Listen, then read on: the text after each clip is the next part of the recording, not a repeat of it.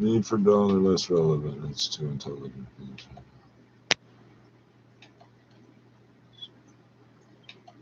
What I write in the fucking team? DEPRANOCYSTANE. They killed the DEPRANOCYSTANE. Why am I trying to go backwards through this?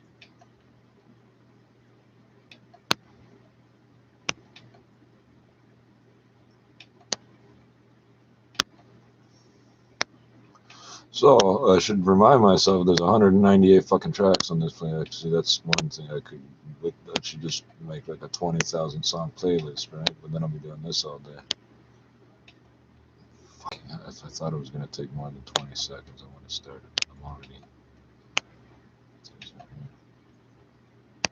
No. Click, click, click, click. I swear to God. I'm gonna just press play. Except for that.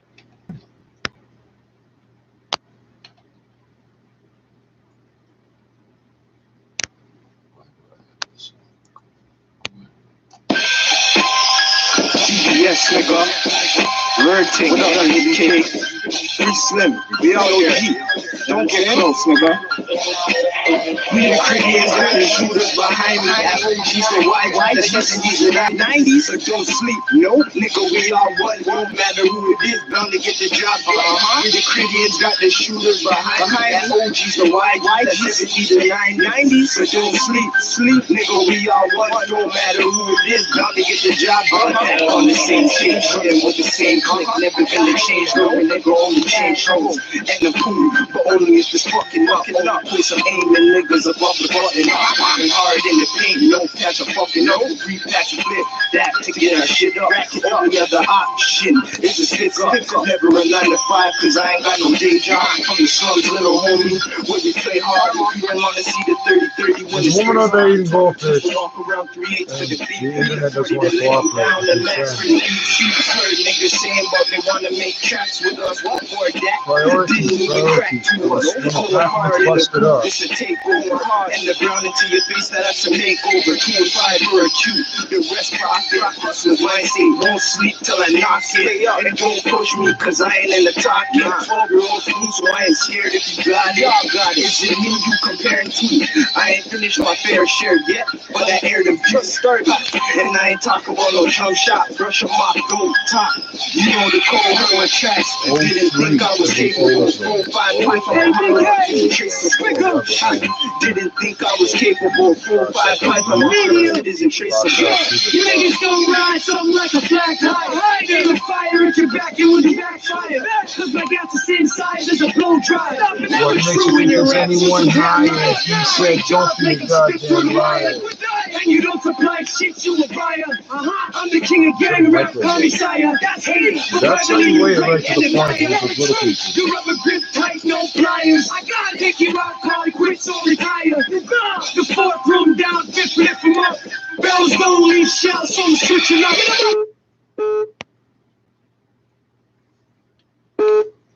Something like a bus driver still picking up. You got your hands in your pocket, nigga, stick them out.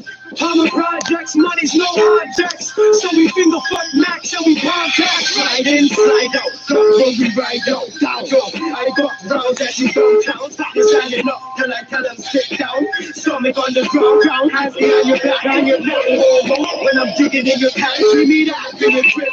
All for the rest. You said jack the weed, leave the cash. What? I'ma do him dirty, Mad Max, do it, niggas get back. Bitches get snapped and get working again. Oh, you forget, right? Something's not working for a while. I'm checking her file for some reason. I know there's nothing in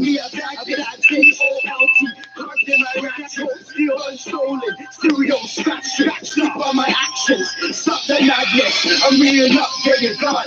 Magic, they can't go sleep like I don't got a night show. Send your aim class, didn't see prom, now run up on the clothes. I ain't gonna run, but I'm clear blood strong till it drops on my car. And it's highly dangerous and no to me arms just dangerous.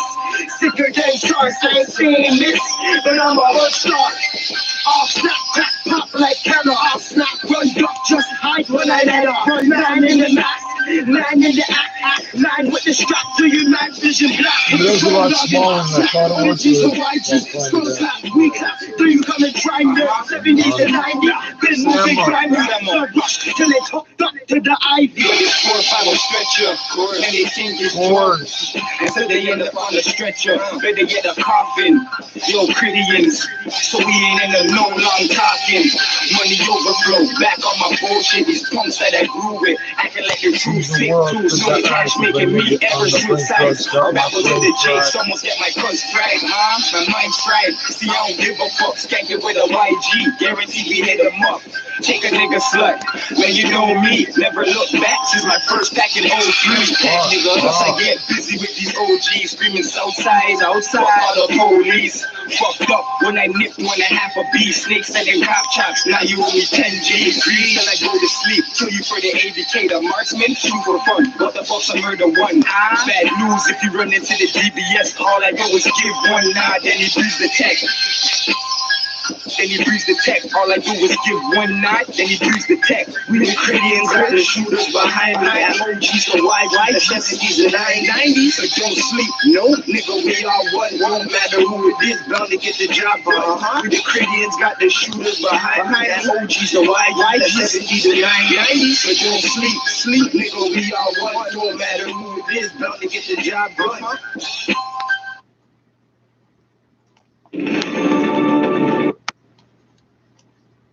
First, we celebrated, and now we reflect. Yeah, home in the Clearwater background. sale You to got like Big Mouth vacuum First tubes and Nations. shit. What does it mean for corporate control, the inshore fishery, and the owner-operator rule? I'm Glenn Wheeler, and this is Mi'kmaq Matters, a podcast about Mi'kmaq people, politics, State of emergency and all. Our warriors will take care of that.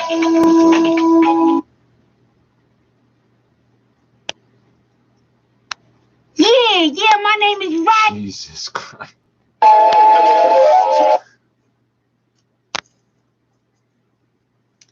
Yeah, my name is Riley, son. But you know, niggas call me AKA Riley Escobar. You know what I'm saying?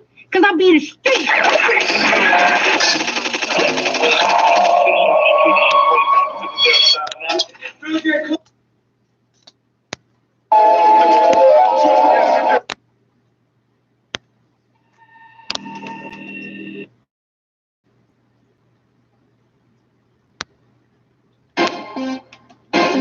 Shorty got pneumonia. I ain't fucking with no cops. They don't like us getting involved with none of that political shit. Look, Some of us feel we shouldn't even interact here, white man. I mean, we are African brothers. Mother Africa's the only salvation. Pneumonia. Reality, bitch. Come on. Walk with us. If we were in a gang, I'd bang on the bitches, leaving all the stitches, sleeping with the fishes. If we were in a gang, I'd let it be known I'm not alone. We lurking outside your home. If we were in a gang, I wouldn't hesitate. I'd be a renegade and walk around and regulate. If we were in a gang, I'd join the government and try to rule the world like I was someone that the devil sent. Gangsta, gangsta. Everybody shout it, labeled as a gang, might as well be all about it. So who's the enemy? I guess we got beef. Looking like a warrior, but feeling like a chief. Nobody said tripping, this is something perfect. And once you get your first dose, you become an addict. If I'm a gang member, then I'm a loyal one. Because I'm here to represent and get the job done. We put in overtime, protecting what we got. So if they think Canadian Forces has a job title of musician. Just like you never seen. If I was in a gang, my team would be a big machine. Straight record shit, not giving a fuck. When I'm looking for the loot, everybody's getting stuck. Better duck when we come around, bitch, we united. I'm gonna keep it real. If we a gang, we about to riot. If we were a gang, I'd do the same shit I do now. My psychopathic mind saw soldiers ready to move out. Now who's down to move out? Real life shootouts. My killers run up in the crib and make that bitch my new house. Now do bounce before this ass meets your teeth. Psychopath is the label that runs beneath the street. Check it, I am the shady one. You read it in the articles. I'm crazy with a gun. I turn your body in a particle. And I just limbo, come with the kinfolk, just be info. But I like your window, all I do is swim broke. Get a peel skin slow, gonna get you by stretch out like a limo with a twin fold. Got a them in timbos and rolled up, but I shit blown and don't never sweat like Tim Post. Always been pop hip hoes anyway, think I get go. Gang bang, I slang gang, my ninjas do the same thing. And never will I change, man. You cannot maintain. There's no game when I aim, I think it's rain, you get your shit blown. Make it self rain when I aim, it's lame. Let's say savage when I grip crime, gotta sit home in the savage land. Down to them in that casket band. So you the true meaning of a fucking hatchet man. Black City representative, look at what you started now. Carjack, heart attack, this is world hard time. TDF, PJB, banging out that black truck. JRB, pull up, make everybody back up. Strapped up, murder mitten, honestly it's deadly here. Ask about them juggalos, bitch, we are everywhere. In the gang, I be Shaggy Escobar. We the biggest, the baddest, and the best of us. And even if you ain't an enemy, we guess you are. And so we'll enter your chest and blow the rest of us. We let the squirrels get it, let two girls hit it at work. Splitting ends like blood, the murder mitten will punch you like pow. I'm sugar there, bitch, shot cow. Like Dolomite show me, your hoe tonight blow me. And got my dick wet before your mama rolled me. She took it in the butt, both nuts in the whole meat. Mastercraft, not bad. I fucked her with a 2-liter. We can both fit her, thinking she a 2-seater. But only you read a player, I don't need that. Ain't he up? What you paying on the weed side? Big German subject matter random. Calling each other nose again, I can't fathom. Yellow toxins of the kidney skin boiling. Flaming through the clouds, showers of oil and sludge. How long did you have these? Got me like zombies, we You got sick of them, threw them away. You best respect us, you can't eject us, you can't reject us, you can't detect us. You wanna correct or deflect us. As a you getting used to inject us in the armies, churches, schools, and cop forces. Clean roads to your green golf courses. And of course there's recourses. Next separate from heads, divorces. Messy ones dead, not classy Freddy Blessy boy pass. My food up your booty, destroyed it. Destroyed it, can't avoid that you annoyed it. If we bang, we'd have killed everybody and enjoyed it. How you feel? We are family for real, but if we were a gang, then murder would be my thing. You ever heard of my name? They spell it in all caps. The wickedest raw raps. I'm juggalo to the fullest. If my hoodoo don't scare them, then you catching some bullets. Guns spitting in the dark. Look like lightning striking. Leave you twitching on the concrete. Fighting for life and trying to figure out what the fuck you do to deserve this. Then we coming for your family at the funeral service. Now other vets nervous. Thinking, fuck, are we next? You don't know what you facing. We are Juggalo Nation. United we stand. Slide we fall.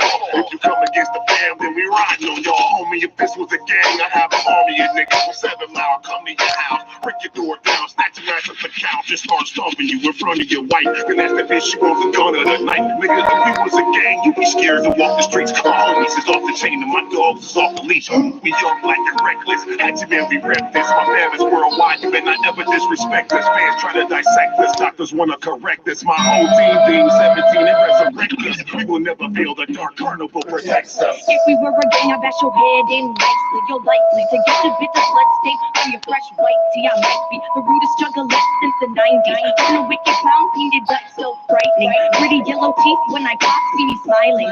He's wicked now, watch her run, but we're persistent. Can't fuck a juggalette, you see you stolen from a distance. Wicked with the blade, but we look so innocent. Are you lost? Try to break with juggalette, cause you're thinking that we're soft. Put your fucking dick up in my mouth, I'll bite it off.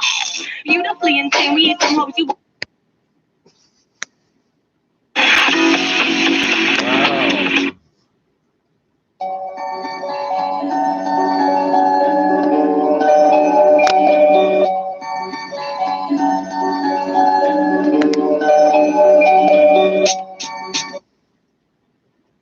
All I have in this world.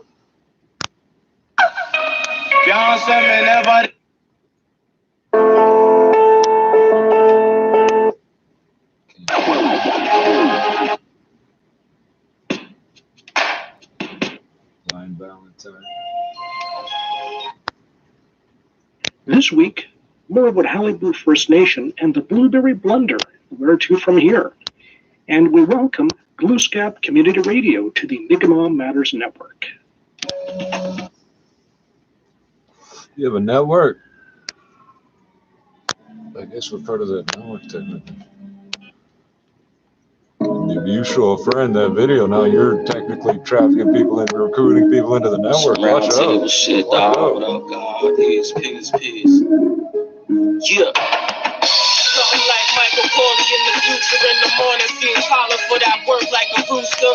They screaming, I tell them that the shop's open. Boom with a pit by the door, we cut a locks broken. Don't get your hand big off from bottom pot smoking. Listen to a killer when he tell you that he's not joking. The Them rocks potent, got these fiends stiff. Fish got that mean whip. Run it all on queen like Supreme Griff.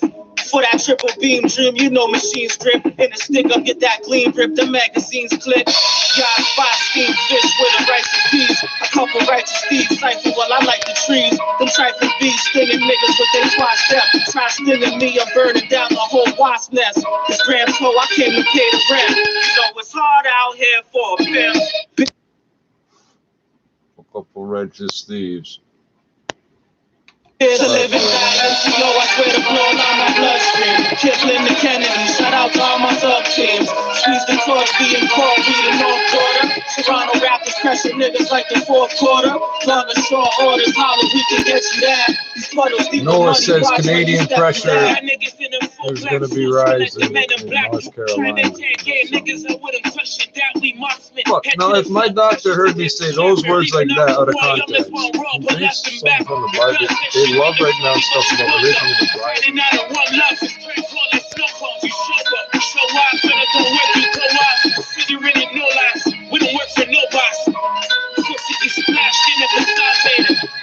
Make us forget the pain through raw paper. Charlie's mobile, get around this bitch global. Started looking, I'll be worldwide. I can see the bitch in you niggas just by looking in your.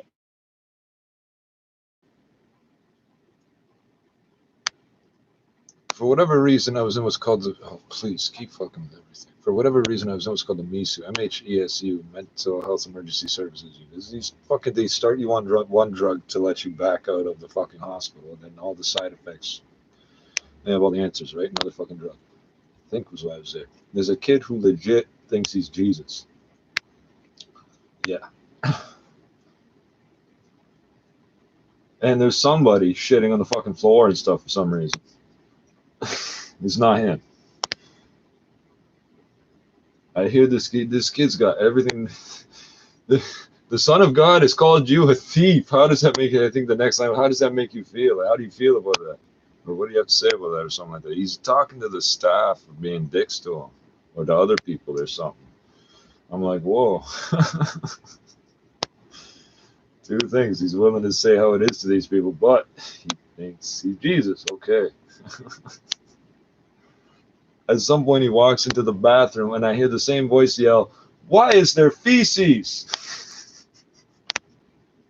And then I hear him say he'll clean it up. How the fuck are you going to clean it up? They'll give you no cleaning supplies to fuck around with in a mental health unit. I'm not letting you touch anything. Girls' eyes, Medicare, defend the top, I'm gonna rip the side, bring the real cure attack, listen with the finger line. I had a phone with me. I didn't give my phone to the watching. I might have left it here. I went there on purpose. That's the difference. But it was. I tell them I'm shaking. They give me a drug to say this will stop you from shaking. I'm like, I'm shaking worse. Like, never mind, relax. It's fine. And then, like, the next time I come in to get that drug, they give me a different drug. Ask the pharmacist. Oh, they changed it. All of it. They recalled that shit.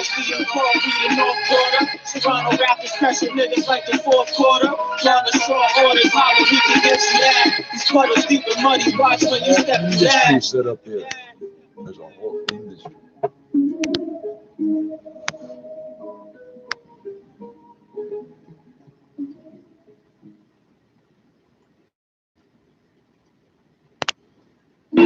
Already know, fresh to death like the outfit has, you know how I do.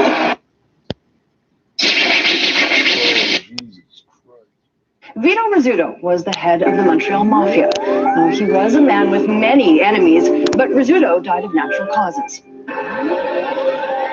The Mafia, a secret order dedicated to Cosa Nostra. Motherfucker police. Revolution. This week, how the moves were. This week, Malibu First Nation launches its own brand of seal oil capsules, and the struggle for Mi'kmaq treaty rights. I'm Glenn Wheeler, and this is Mi'kmaq Matters.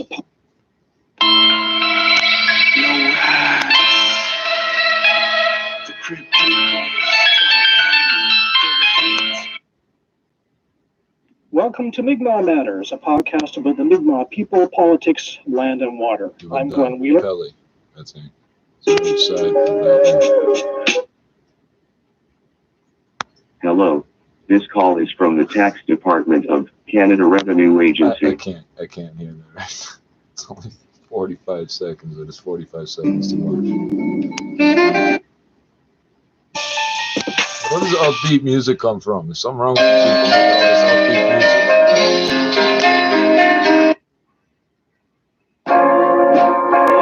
Jeez, you're gonna shut. Communication screw-ups at Halibut First.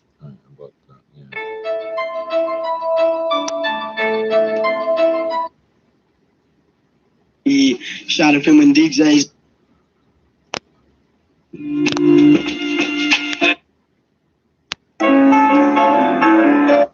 Church you can go to. Family problems, we know how to solve them. Friends problems, we know how to solve them. No love, no love, no love, that's what I get, huh? Walter was a crackhead, always a crackhead. Remember when you owe money to those...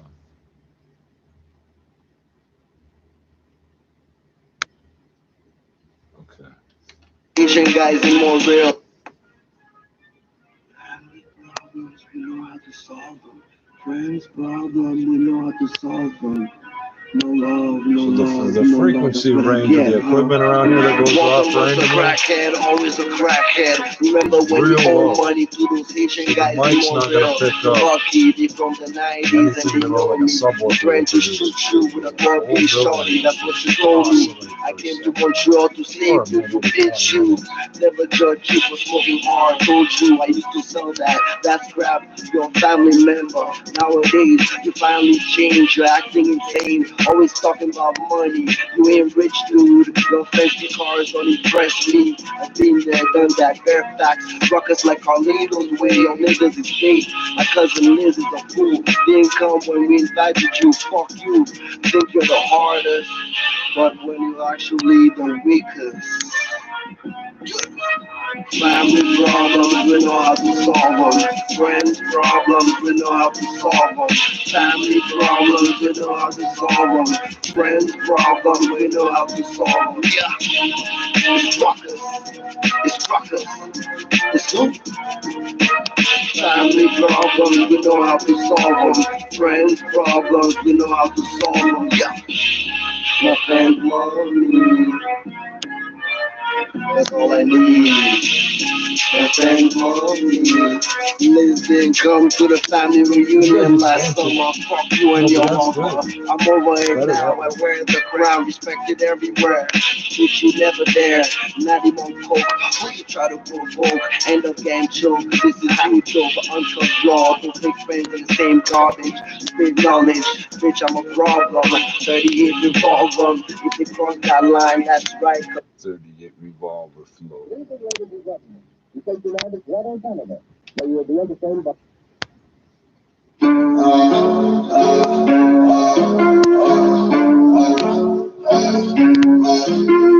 Damn, really, you don't run.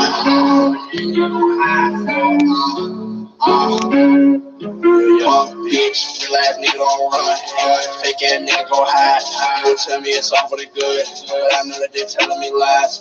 These niggas they trying to disguise their hate in their eyes when I rise. Like they thought I was really gonna lose, so they all give it up for the wise. Real ass nigga don't run. Fake ass nigga go hide. They would tell me it's all for the good, but I know that they telling me lies. These niggas they trying to disguise their hate in their eyes when I rise. Like they thought I was really gonna lose, so they all give it up for the wise. I'ma fly to the stars on my first one, but trust me, it won't be the last one. I upgraded my girlfriend the last one. I think I just put a fast one. When I came in, I won't get your crib. Yo, bitch, she dressed, she did. Damn, you so pathetic, my nigga. Get it together, my nigga. Need my money stretched out. Old hoe bubbles, bubbles. Your ass two-faced. Talk about double trouble. See right through that shit. I'ma go into the honors and pop your bubbles, bubbles. Claim you solid like some concrete, but that shit still crumble. You be wishing I stop it, don't you? You see me, you wait till I drop it, don't you? You wanna see me perform it, don't you? Hater, you love me, don't you? That shit LOL. Niggas take LOLs. So many fake out here. Like that shit for sale. Real ass nigga don't run. Fake ass nigga gon' hide. You don't tell me it's all for the good. But I know that they telling me lies. These niggas they trying to disguise. They hate in their eyes when I arrive. Like they thought I was really gon' lose. So they all give it up for the wise. Real ass nigga don't run. Fake ass nigga gon' hide. You don't tell me it's all for the good. But I know that they telling me lies. These niggas they trying to disguise. Welcome to Mi'kmaq Matters, a podcast about the Mi'kmaq people and the Alibu First Nation. I'm Glenn Wheeler.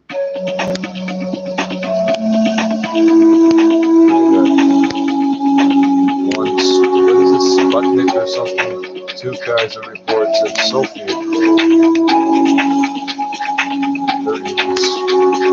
The Beothuk shared what is now known as Newfoundland with the Mi'kmaq people. Beothuk blood may flow in the blood of Mi'kmaq people, some people think. Damn it. And now the remains of Damastawit and Nonosabison. Yeah, I don't know.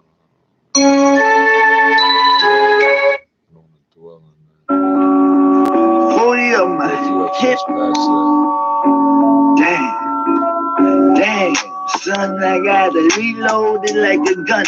Taunting just for fun. They wanna see me with my hands out begging for funds. They ain't gonna see that shit cause I really make runs. They saying that they gotta get the job done. And when my crew come, they ain't gonna say no more in the slum. They gonna be deceased from head to toe. They ain't gonna breathe no more. Ain't gonna see no tree. Ain't no more paradise down here. It's only hell or up. You won't get a chance no more down here. I ain't showing no fear. I gotta ride for by the side. And they gotta ride for me, cause they gotta say that they'll die for me. They gotta shine for me. If I shine on my own, then fuck, they won't lie for me. They won't lie for me. They won't die for me. I'm in this big, haters ain't gonna shine with me. They ain't shining with me because I put them all in the past. I told all these haters cut them off and all to kiss my ass. Haters don't love it, I ball just like Nash. Saying that they want a ball, throwing bins in the trash. I'ma hit it up like fuck it, haters. I gotta see it later, like fucking adding up my stacks with the calculator. Saying that they wanna brave something just like braver. I'ma be braver than you, probably be the first heartbreaker. I never broken hearts before, but I just might take you. Shit boy, I gotta remix this shit like a bitch gotta read this.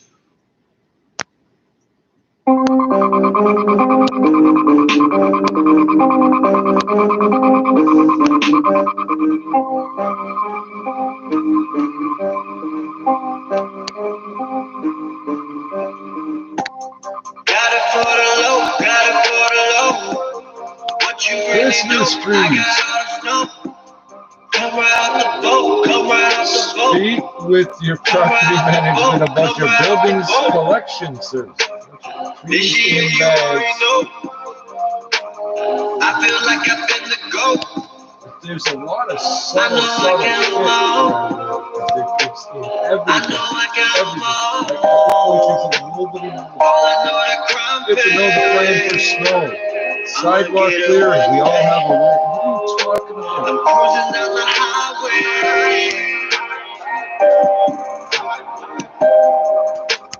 All I know that crime pay.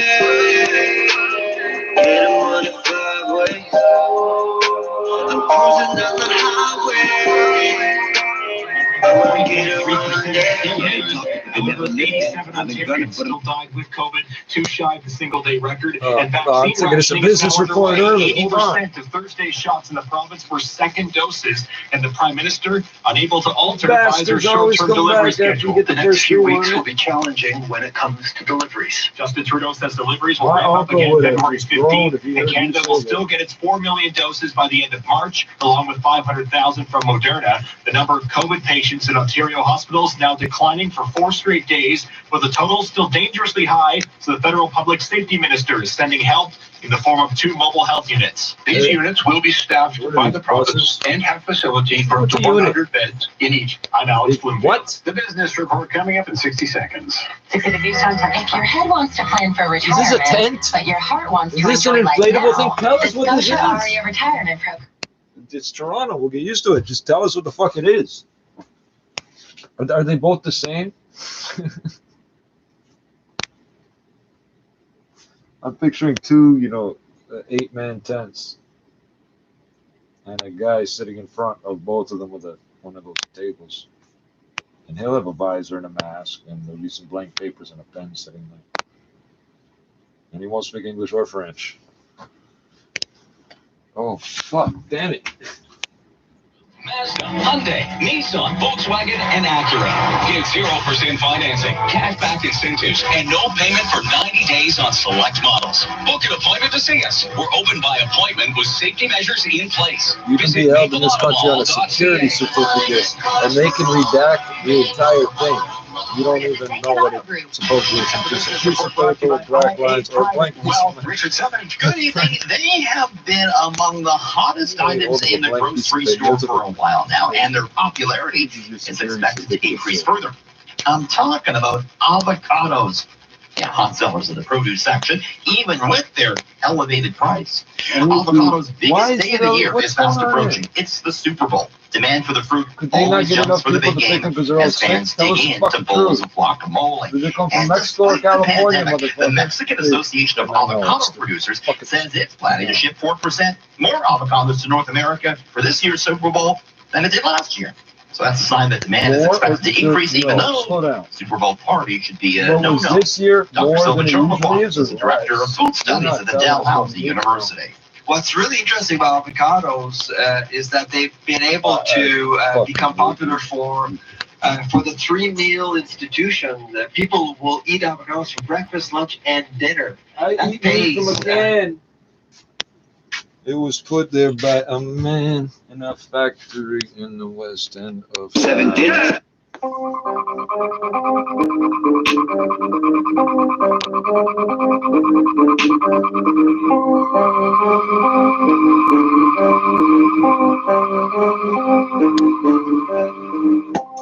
Got it for the low, got it for the low.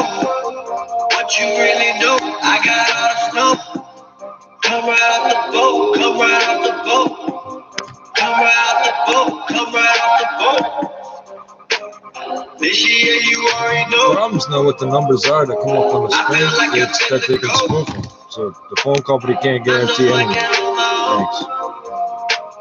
I know I got them all. All I know that crime pay.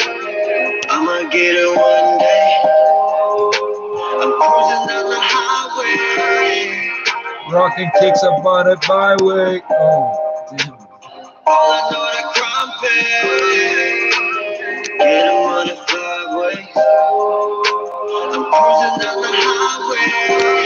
I'm embarrassing. I'ma get it one day. Yeah, they talk it, but they never lived it. I've been gunning for them 7 digits. Came back with a better vision. I ain't never switching. I'ma get this chicken. Crime pays, that's my way. Try to tell them, but they never listen. Fuck the ops, fuck the cops. I'ma make a meal this winter. Merry Christmas. I've been on it since Dipset. How they wanna get their lips wet. All these bitches used to try to swear me. Now I'm flexing on them with this can lead to very variable results. All I know that crime pays. Some of these are big. I'ma get it one day. I'm cruising down the highway.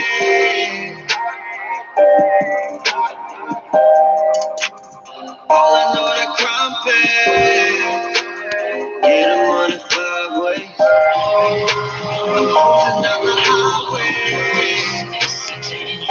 Here are Scott Burnett and Christine Ritchie. Good evening. This is Friday, January 22nd. Here's what's making news right now. Carry on, please. Those calls and frigid temperatures marking the start. She ended the sentence with Richie. That's not me being paranoid or Canada honored schizophrenic. tonight with President Biden making his first foreign leader phone call to Prime Minister Trudeau. We have all the details of their 30-minute chat coming up. Toronto tow truck war continues for the third night this week with police You made the reporting top two and tow bottom trucks of the hour. both That's lights like 2 and stars. chasing each other.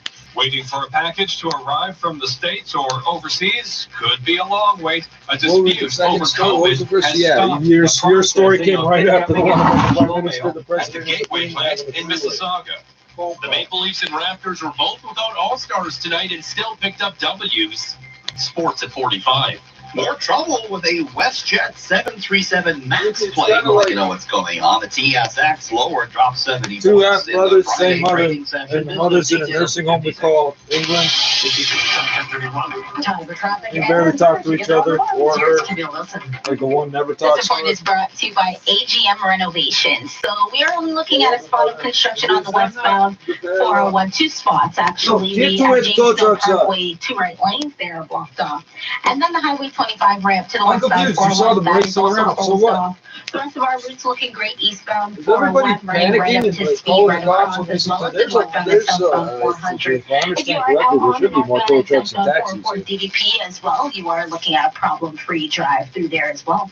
Our city streets, they are also define tow looking truck. Like, do these great. things They all are have, looking like, at metro any license numbers, major or where or are they- minor problems out there. If you are out there, you do see anything, please give us a call. Hands-free star 680.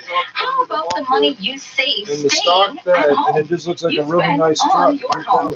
Increase your living space. Finish your basement. Call AGM now and get $5,000 off your new basement. Visit agmrenovations.com. Your next report is at 10:41, and now with the forecast. Here's Natasha Ramsahai. It's going to be a cold weekend and a snowy night tonight for some, especially up through the north to GTA. Yeah, the ones that go outside, This is stupid. great news for ski country. We just got to get the ski hills open. Temperatures tonight down to -10, wind chill -18. Parts of northern York and Durham could be in the 5 centimeter range, 5 to 8 centimeter range by the morning, and then the afternoon partly cloudy and a high of -4, feeling like -10. Overnight tonight, we're down to a low of -10 degrees. Downtown Toronto right now, partly cloudy, -5, feeling like -11. 680 news time, 10:33. It's a weekend to enjoy staying indoors as temperatures plunge, and it's a chance to stay off the roads with flurries in some areas. 680's Michelle Mackey joins us with the details on a warming centers open in the city tonight, along with snow squall warnings north of the city. Michelle. I can hear something. Mother Nature helping enforce the stay-at-home order this weekend. Heading into the Orangeville area, we've got whiteout conditions. Super heavy snow, yeah. Very little visibility.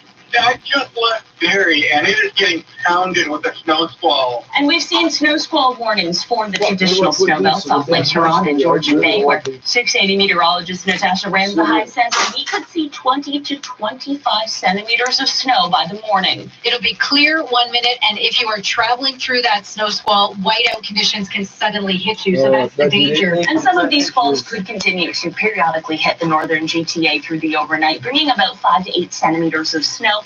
And then comes the coldest air of the season settling in for the weekend.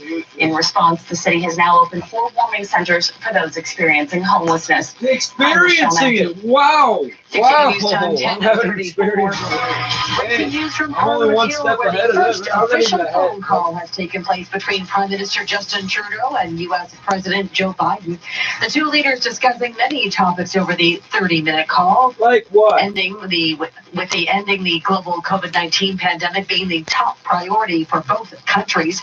The Prime Minister and President also spoke Did about Justin creating light up a jobs, growing the screen middle part of the class, call? and shared the same vision for a Was it a sustainable video call? Was it economic cell phone? recovery. Cell phone? Conversation was also Trudeau's first chance to officially express dismay about the Biden's decision to rescind approval for the Keystone XL pipeline expansion, which was one of the first actions the Biden administration took when he became president. They also said they wanted to work together on the case of the 2 Michaels who were detained in China back in 2018 and discussed their shared commitment to promoting diversity and inclusion, including by working in partnership with Indigenous peoples. A meeting between the two leaders is set set for some time next month, and they say they want to further discuss how they can advance the friendship between our two countries. 680 News Time, 10:35. Toronto police are investigating in Scarborough tonight after receiving reports of two tow trucks chasing each other in the McAllen and Commander Boulevard area near Shepherd. Police say there were reports that the trucks were going through lights and had both pulled into a gas station in the area, turning around, taking off at a high rate of speed. This is the third night this week police have received reports of tow trucks wreaking havoc on our streets. And it also comes following 3 veteran OPP officers that were charged this past week as part of an ongoing investigation in the towing industry in the GTA. Stay with 680 News for the latest. 680 News Time, 10:35. COVID-19 is spreading throughout one of Canada Post's largest facilities, seeing almost 200 employees contracting the virus at a Mississauga processing plant alone. 680's Mark Douglas is outside that facility on Dixie Road with more details. It's now 182 Canada Post workers with COVID-19 here at the huge Gateway processing plant at Dixie and Eglinton.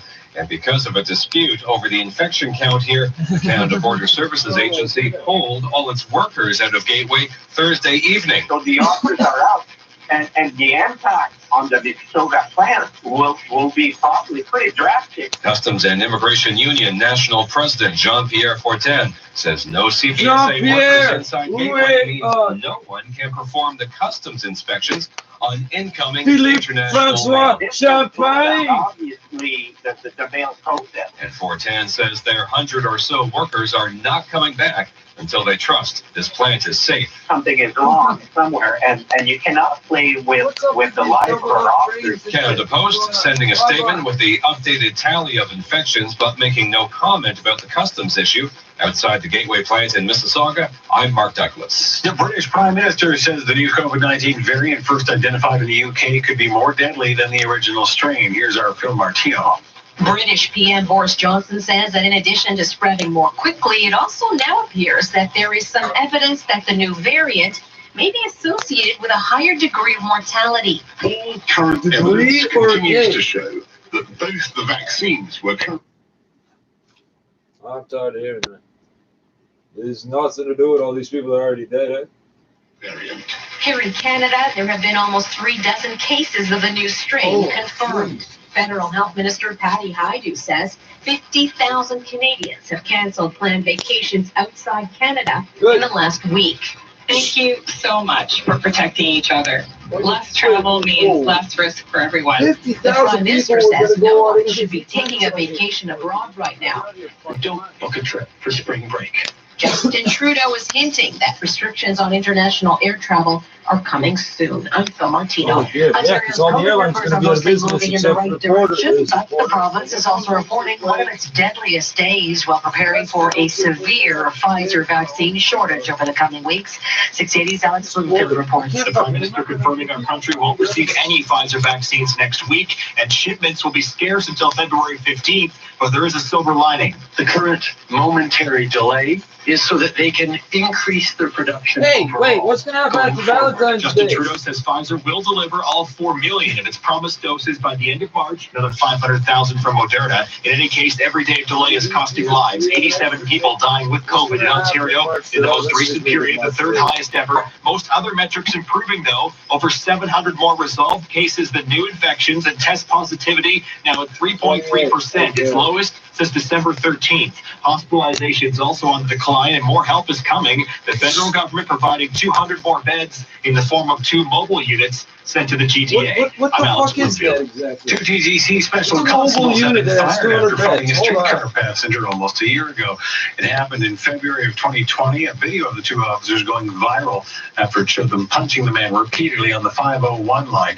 The man, Stephen Thackerberry, pleaded guilty to 2 counts of assaulting a peace officer, also admitting to threatening the officers before the assault. KPT released a statement this afternoon saying they have filed a grievance with the TTC over their decision. Coming up in 30 seconds, we'll take a look at gas prices. 680 News Time, 10:39. It's time served, please. Did you hear we have a new death news? I think you're gonna love it. Yeah, well, I'm gonna fucking kill you if you try to switch me to it without telling me. I think that's legal in some states. If they fuck with your coffee, and it's like your first one of the day, and you accidentally kill them, you know you're not awake yet, and they really fuck up and give you decaf or some half cap. What the fuck's wrong with you? You can't fucking think straight. Pretty sure that's legal. I'm not a lawyer, though. When it comes to attracting customers to your business, 680 News has been delivering the goods for decades. Just ask Frank Serba. We've been advertising on 680 News since 1996 because we sell various brands, starting from entry-level vehicles to supercars. 680 can provide me with every I kind. need a Hyundai with a supercharger, and from the super fan, it's a super fan. Get it? Excuse me. And nitrous. I must have the nitrous, my friend, in the Hyundai. That would be a super car. So all that shit's real. I didn't make like a recording pretending to be the news and run it through my stereo. That's, if you're driving around, that's what you would fucking heard. Don't call a tow truck, you'll get shot, right? This is what I'm getting from it. And if you get a needle in your arm, you'll live forever. But we have no more forever living needles left. There's tons, there's lots, but there's no more. Wait a second. It went from 6 weeks to a week, and the next day said this is the last day. 2 days in. They quit on the day they started, the day they finished. Holy fuck. The feds are sending us 200 beds. That's great. Where exactly? Because you haven't told nobody that part yet. So there's like 3 million people in this city. There's 200 beds. Thank you. There's like, that's how many people are in the ICU now. Can you put them all in this one fucking temporary thing? Put them in there? There's not enough space, is it?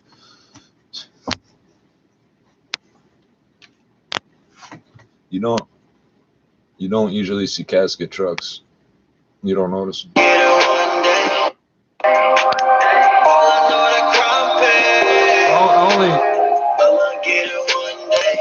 I only know them from living behind a funeral.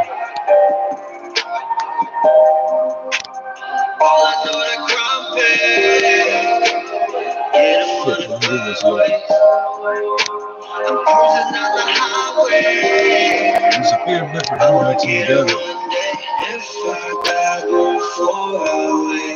Pray the Lord my soul to take. If I die before you, pray the Lord my soul to take.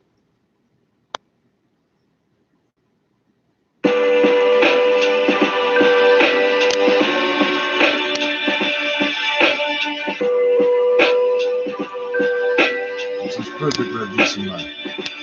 It's not marked.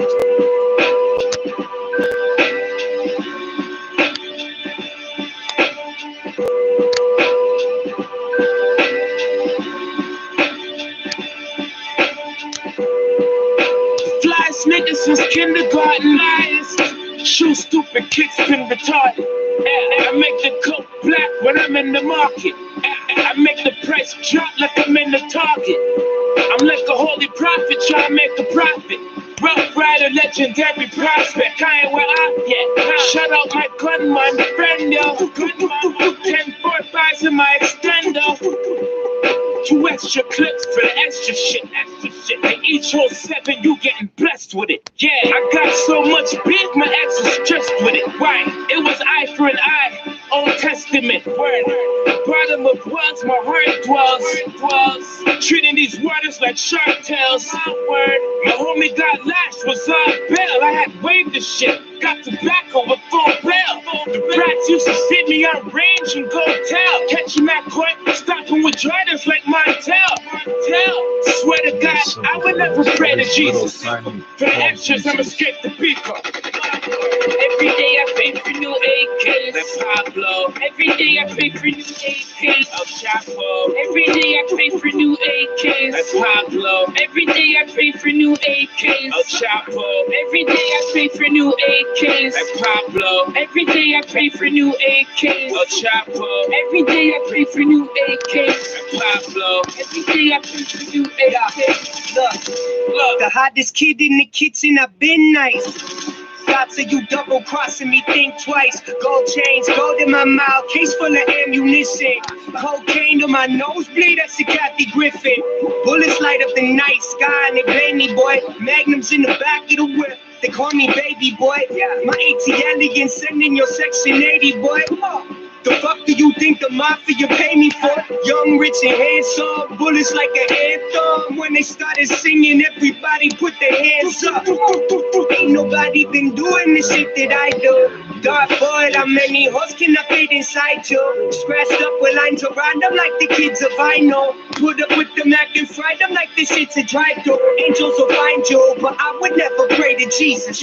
For the extras, I'ma scrape the beakers. Yeah. Every day I pray for new AKs, like Pablo. Every day I pray for new AKs. Problem is, they might look all very similar and come across very different. Every day I pray for new AKs, El Chapo. Every day I pray for new AKs, like Pablo. Every day I pray for new AKs, El Chapo. Every day I pray for new AKs, like Pablo. Every day I pray for new AKs.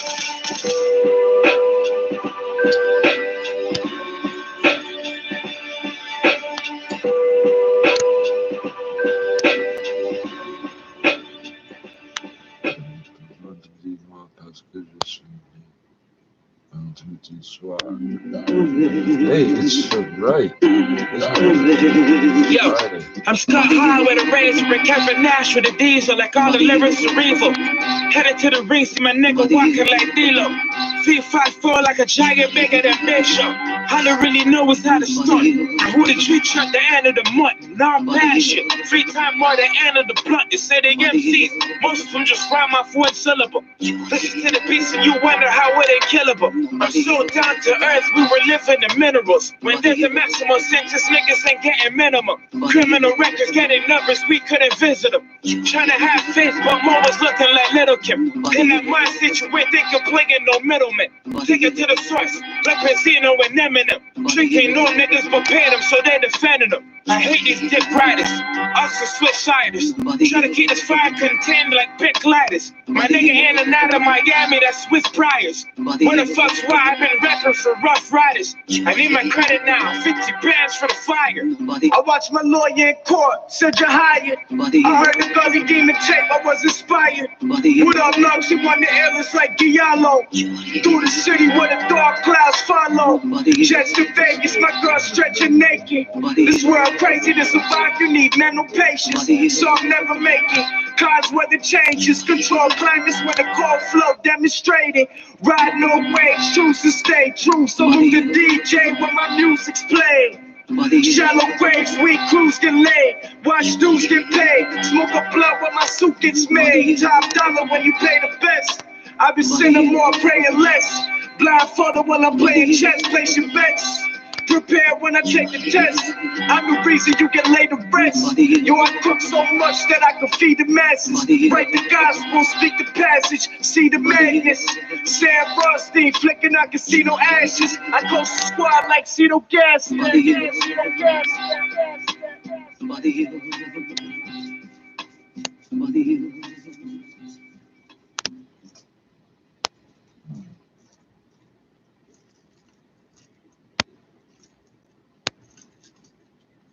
This week, a checkup on the class action for Halibu applicants and upping the ante in the Mi'kmaq fight for fishing rights. I'm Glenn Wheeler, and this is Mi'kmaq Matters, a podcast about Mi'kmaq people, politics, and land and water.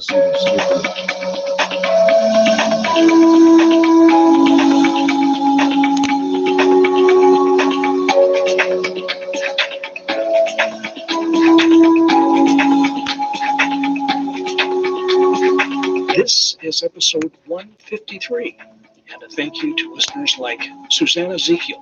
You support us via patreon.com/Mi'kmaq Matters and via email transfer to mi'kmaq.matters@gmail.com.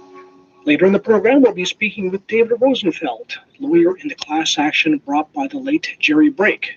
Letters to class members are going out, and some people have been wondering if they can be involved in one of the other legal efforts and the class action at the same time. We'll ask David Rosenfeld. But first, the fight for Mi'kmaq fishing rights.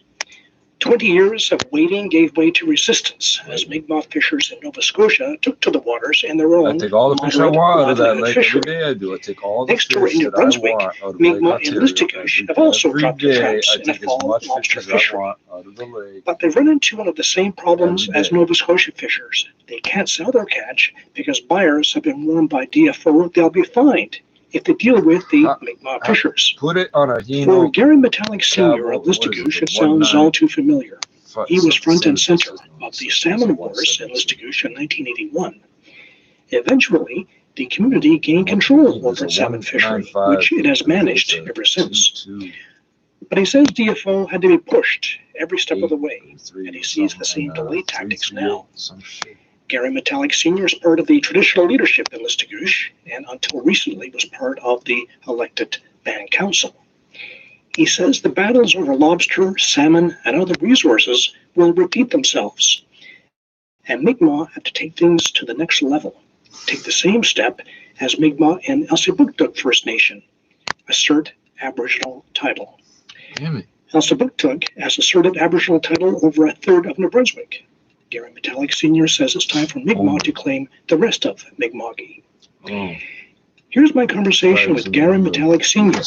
on the present lobster fishery, the past battles, and future strategy. Yeah, there's been a fall fishery, communal fall fishery since after Marshall.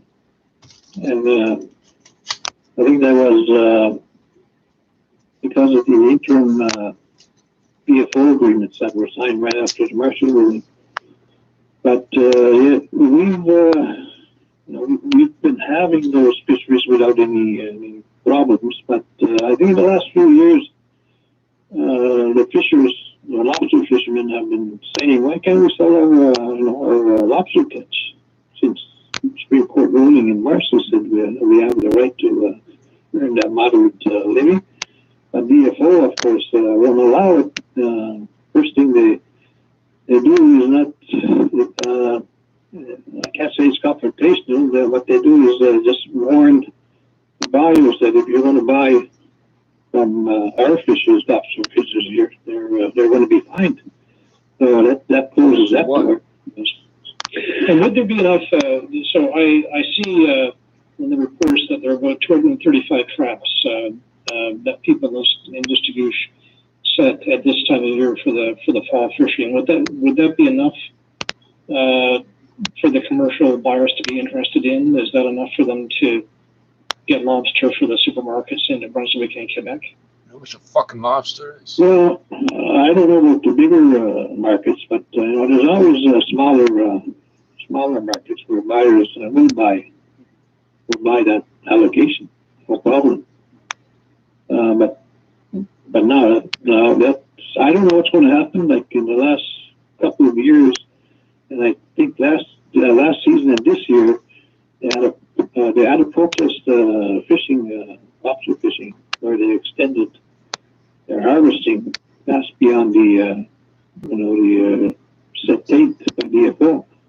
And right now they're fishing now, and there's lobster being distributed to the people, whatever. And I haven't really heard about what they're going to do close to the deadline. Open independent stores. And what about in your area, in the Listigouche area? Are you getting the same kind of backlash from the non-Indigenous fishers, the harassment and the... No, we're not getting any backlash. I get, I need one Jamaican and a Hino truck. I can find the Jamaican, I don't get the truck. 1995. I was in charge of fisheries then. I was a member of the Listigouche Band Council, and they tried to do the same thing. We have a wharf here, a government wharf, about maybe 20 minutes from our community, where we had to, dock. And that was the first time ever the Listigouche ever set traps. We hired a boat from and traps. But anyway, long story short, they tried to prevent him from coming back and landing with the catch, and I got the phone call. So we had our people here, warriors, and that's against maritime law. We were about 3 vandals, and we got got off. So I said, I heard you threatening that if our boats and crew land here, we're going to either harass them or worst case whatever. scenario, We're survival. right here and now. And that was the last time that that they ever tried America to is a civilization. harass or damage our crops or take our crops. As we told them, if you damage or harass our people, we won't do the same thing. We're not going to just stand there and watch you do it. That's how we are here in the Western. One fucking night, stack the sentences. So we don't have that problem what they're having in Nova Scotia. And of course, over there, I think the industry is larger than what we have here. Stepping on that trap or cutting the line or whatever the fuck you idiots are doing. Burning down buildings and shit. Are you retarded? Canadian and English lobster fishermen. Now, in Listigouche, of course, you have a lot of experience in managing your fisheries. Of course, we know about the salmon wars, and you fought and won your right to manage your salmon fishery, and you run that. You regulate it with your own people.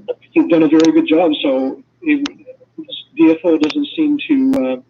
They don't seem to give you any credit for the achievements in managing the salmon fishery. It's hard not to be cynical. They're more. I guess maybe the government sees there are more votes among the non-natives than among the natives. So if you're a politician, I guess you're getting re-elected. So we don't want to antagonize these very powerful interests in Nova Scotia, Brunswick.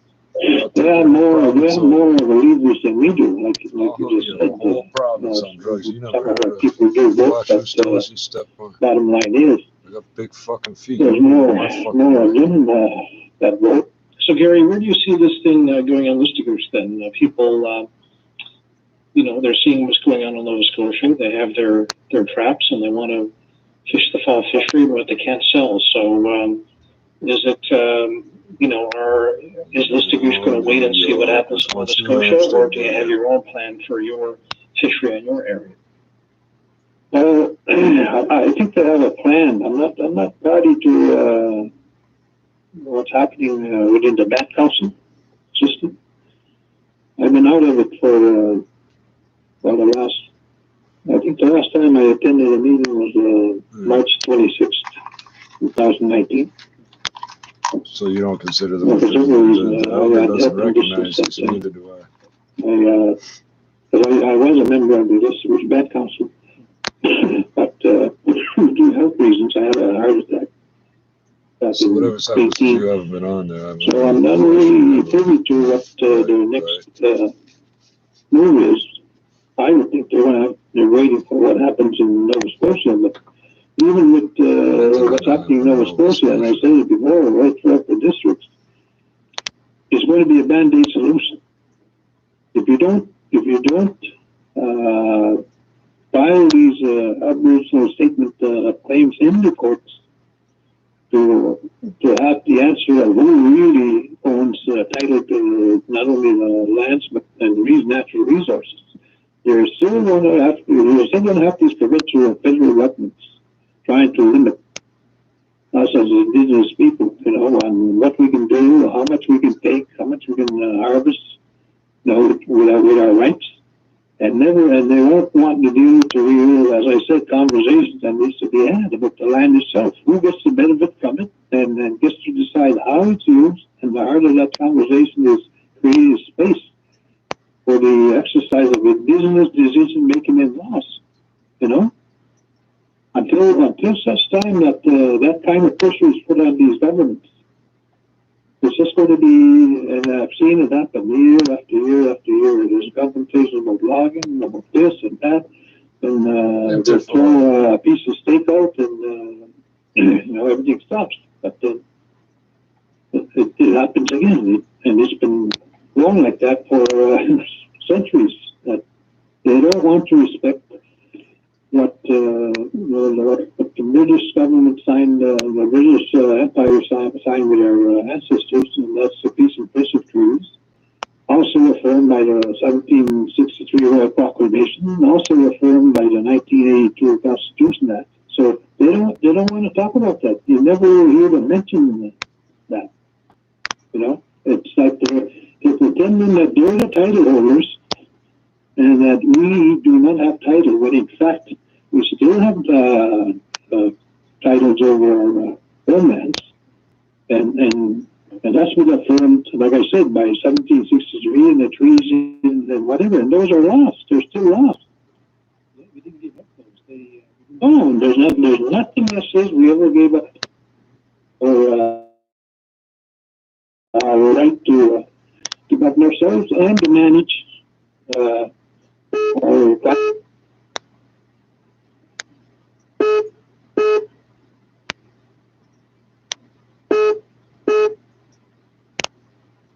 I can't do anything about that until it actually.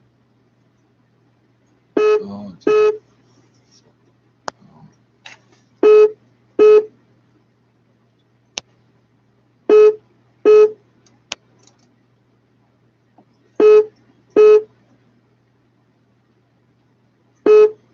We're proposing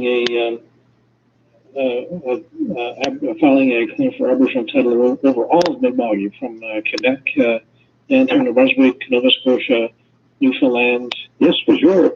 I mean, that's what I'm proposing right now, as of a week ago, to the band council over here in Listerwoods. We have to do this. This is the only way that we're going to get their attention. When we do that, we then run an even level playing field with federal and provincial governments. Because Aboriginal title, as you know, in 2014, the Supreme Court of Canada, in its history, first time in history, validated that, yes, nations can claim Aboriginal title if they can prove that they occupied their ancestral territories, since time immemorial. And we can, as the 7 districts, in the Eastern Maritime provinces, prove that. But we just haven't gone forward in doing so. Sibuktu is the first district that did that about 2 years ago.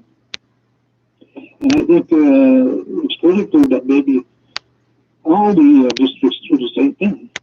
Gary Metallic Sr., speaking from Listugush, Mi'kmaq First Nation.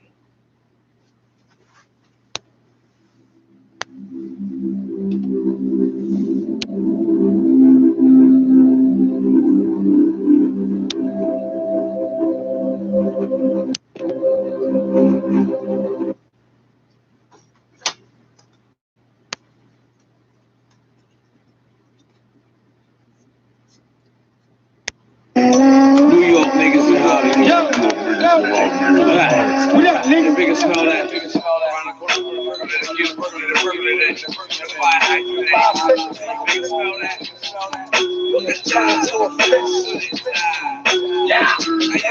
When it comes to money, I'm Ebenezer Scrooge. My niggas rob niggas and they bring me they jewels. I used to ask God for things, but I would never get it. Now I'm just stealing and ask God for forgiveness. You worried about the wrong man. I'm the shooter.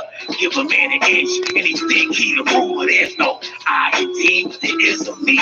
American dream to believe it. You gotta be a slave. I know it's bad, but I'm high anyway. We healthy, stay fit, die anyway. Say the talk to God, gotta pray, but I don't get it. Cause when God talk back to me, that sounds just a credit. I don't talk shit, I pull up pistols. I'm like a ventriloquist, never see my lips move. I'm throwing money up, never get skinny bitch. Box too fat, can even go skinny dipping. I started with nothing and still had most of it. I'm pulling out hammers like jumping Jehoshaphat. I can't remember the last time I forgot something. Your guns is decoration, nigga, so stop crying. It's sticky finger, I'm maniac depressing. I'm passive aggressive. You better spread the message. You know who the best is. Better have your best. I'm good, big, black, and ugly. I call that bitch precious. I sweat on my nose. They say that I'm an evil bro.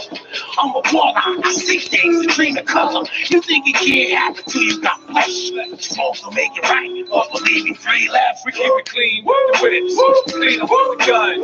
Stats all 100. What's up, boy? We hit the ones. Good strokes. sticky. Niggas smoke guns, just a grown man, B.I. They acting like they sons. I don't give a shit, give a shit. The niggas, oh, we don't give a shit, give a shit. Don't nigga bro, I don't give a shit, give a shit. The niggas, oh, we don't give a shit, give a shit. I know the hood like I came back so hard, such a night. I must be an actor. Yo, stick your finger back and he grind me again with that double barrel shotgun like Siamese twins. Always the nigga with the biggest mouth that can fuck first. I'm not as bad as people say, believe me, I'm much worse. Can't believe they can't see through how you be fucking. You know the cause of anything, but you value nothing. And even if a bitch got a fuck to make you use a mother nature game, you be fucked all the time taking. I heard everybody out my holler. I believe in horoscopes, nigga, my sign's a dollar. Listen, nigga, I'll make a deal with you. Stop lying on me or I'll start telling the truth about you. About my hip-hop niggas and my hip-hop bitches. Think you bitches rap. Now it's y'all for 2 wishes. And I'ma keep grinding till they both hurt me. I don't know what makes you so wet. Nigga, it's burn, nigga, it's burn. I carry so much heat for thinking it was a Western. Violence ain't the answer. You need to rephrase the question. Yeah. I was born to be aggressive. Even my blood type is B-type negative. Refuse to go quietly into the night. Live every day like it should last. One day you'll be right. We keep it clean with it. Clean up with the guns. Stash all the hundreds. We get the ones. Good stroke, sticky. Niggas smoke guns. Just a grown man, B.I. They acting like they sons. I don't give a shit. Give a shit. The niggas, oh, we don't give a shit. Give a shit. Don't nigga bro. I don't give a shit. Give a shit. The niggas, oh, we don't give a shit. Give a shit. Live report.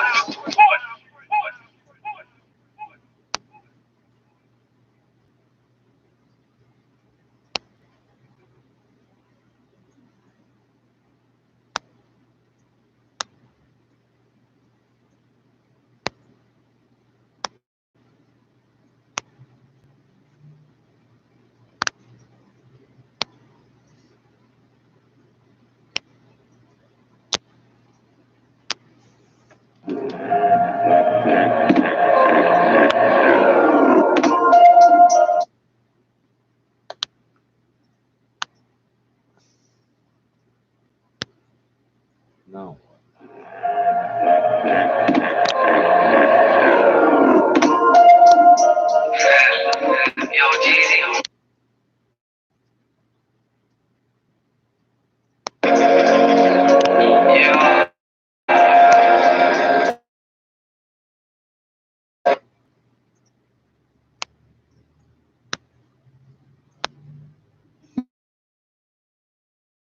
Mi'kmaq fishers are falsely blamed for threatening fisheries conservation. But who wastes the most lobster? Who was convicted of gross violations of fisheries regulations? Step up, Clearwater Seafoods. I'm Glenn Wheeler, and this is Mi'kmaq Matters, a podcast about Mi'kmaq people, They're selling politics. you lobsters that ain't lobsters. That's not good.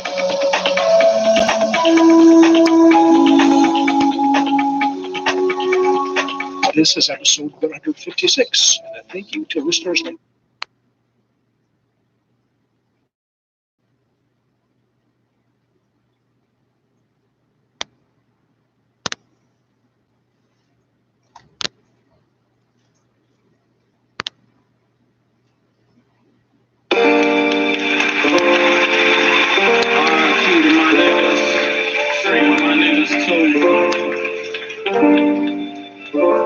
I've been tracking all day, trying to find a way to get about it. I know that shit don't last long, either I be dead and gone or them cups are on my wrist. And I'm just here trying to leave, trying to get up off the streets, and they took my boy from me. I'm out here lonely on the block, cause my homies on live, this ain't how it's supposed to be. Niggas know it's average. When push come to shove, we gotta have it. And don't say a word about that thing that spits rapid. Niggas won't hesitate to put his face on the pamphlet. Your hustle's backed up. My hustle been doing backflips. SKs that fold out. Hollows been causing showouts. Rolling with Michelle. Been trapping out of a full house. My family matters like Urkel though. We like herbivore. I never heard of y'all. Bullets, they could've murked me, bro. I'm behind that glass till my black knife shatters. Cause emotion in your life, just like Black Lives Matter. I always knew that dreaming came easily, but now I'm having having dreams that niggas keep putting heat to me.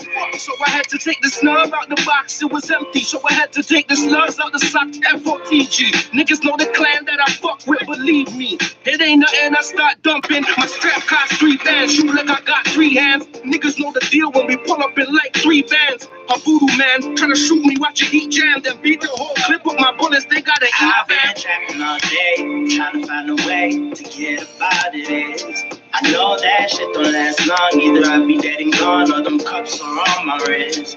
And I'm just here trying to lead.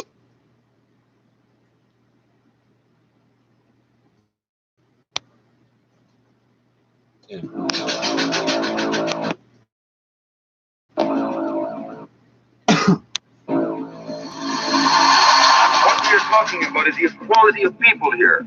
And be killing us, listen Canada, and be killing us. The demon is a liar. He would like to confuse us. But he will also mix lies with the truth to attack us. The attack is psychological, powerful. So don't mix it. Remember that. Do not mix This is real life shit, can't change it for an instant. Blood, sweat, and tears, now everyone's against it. Trying to step in our way, man, your ass will get popped. Got homies on every corner, none afraid to get shot. You hear a drop, here comes the end of your life. Hollow points cutting through you like the edge of a knife. It's getting harder to see, step away from the light, cause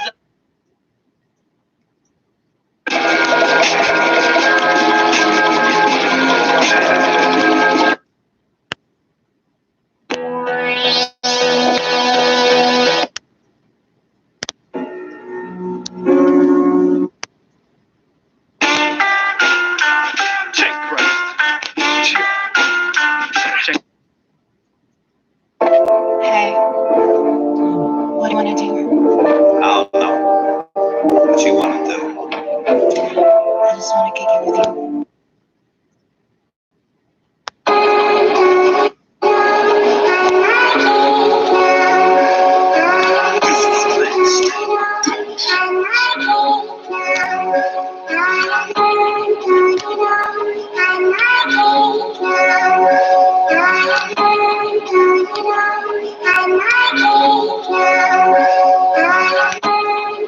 Look, I'm the last of a dying breed.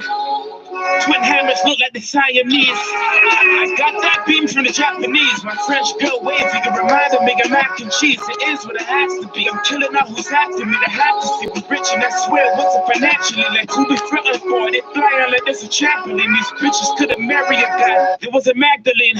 My shop like a little bro with tag along. It's these instrumentals we got with bragging on. It's rose with beer, real class ridges we drag them on. The nigga with the gate and Sega was double dragging on. The Megatron landing in Lebanon. We was slapping it back and forth like a tetherball. Used to live on French Street, right in the Esplanade. Bitches run the ship and make us film it like espionage. You know that's why they set for it. Like why you niggas ain't protect your neck for it? Chopping in shifts till we win.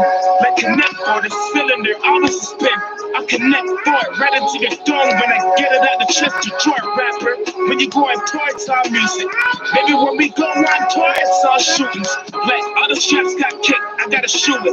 Nigga, if you talk that talk, you gotta do it. Why they try me? I wear my heart on my iron sleeve. I'm the last of a down breed. Why they try me? I wear my heart on my iron sleeve.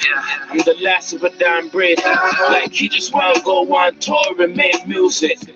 But every time you go on tours, it's all shootings. The last of a dying breed. Yeah, I'm the last of a dying breed. I uppercut these fucks in the chin and they fly with ease. I bleed what I have to bleed. This blood's what I have to see. Fuck fit, go sit with your fam. I call it Applebee's. Who the fuck trying to get stuck? Tell them ask for me, that match pack about to get struck. I brought the gasoline, I've never lost. I got OGs to get it back for me. Calm me down, calm with the crown. Call me your majesty, God. They try to handle me, Lord. No, I don't play that. The bullets in that gray Mac A-track, they go way back. A violent mark, top your mark. Like where the safe at. Put numbers on your head, you already covered in face tats, boy. Why they always trying to snake that, boy? Charlie got the defibrillator to shake that, boy. Forget about it, you turn me to Rocky ASAP, boy. I'm the last of a dying breed. They wanna wanna break that boy like you're bringing all that beat to the farm. My man's branded you. If you don't get respect in the streets, I can't stand with you. They tell you you a threat on the beat. Your man's scamming you. The Benz is like a beast when it spins. Crash Bandicoot, pull up with a camera crew. Cannons in your face now. Anybody that's lying to us is lying face down. White boy, nice with a pen. This ain't no 8 Mile. We playing hopscotch in the spots where the body's traced out. Cause when you go on tour, it's all music. And baby, when we go on tour, it's just shootings. Drive-bys, your eyes wide shut, we gone Kubrick. See, we ain't really got all that talk, we just do shit. I wear my heart, my iron sleeve.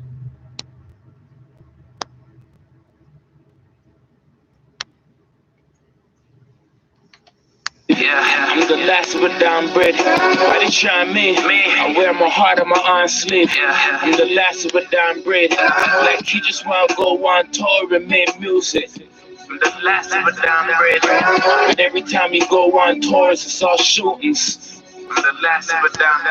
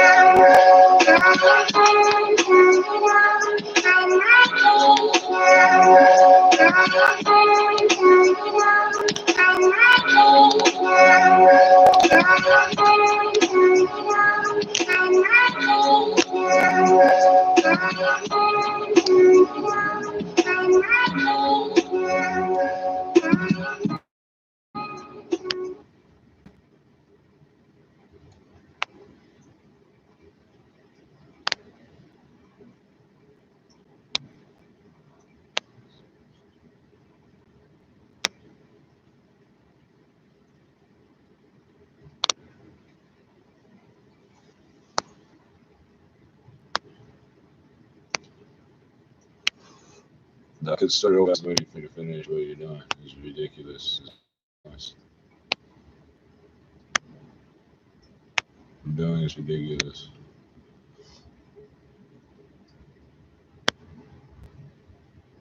Complete waste of time what you're doing this, man.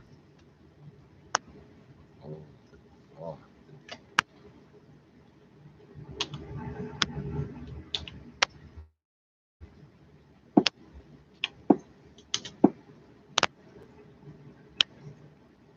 Inexperienced mariners, especially those operating smaller vessels, should avoid navigating in hazardous conditions. Well, thank you. This is a statement from the National Weather Service. I thought it would be a good idea to Small go craft advisory now in effect until 1 a.m. Sunday. Northwest winds 10 to 20 knots with gusts up to 30 knots expected. The areas affected include Chester River to Queenstown, Maryland, Chesapeake Bay from Pools Island to Sandy Point, Maryland, Chesapeake Bay from Sandy Point to North Beach, Maryland, and Eastern Bay. The hazardous weather conditions are expected until 1 a.m. Sunday. Impacts. Conditions will be hazardous to small craft. Inexperienced mariners, especially those operating smaller vessels, should avoid navigating in hazardous conditions. So the less experienced you are. The 11 p.m. observation in Washington. At Reagan National Airport, partly cloudy. Like gross tonnage. So.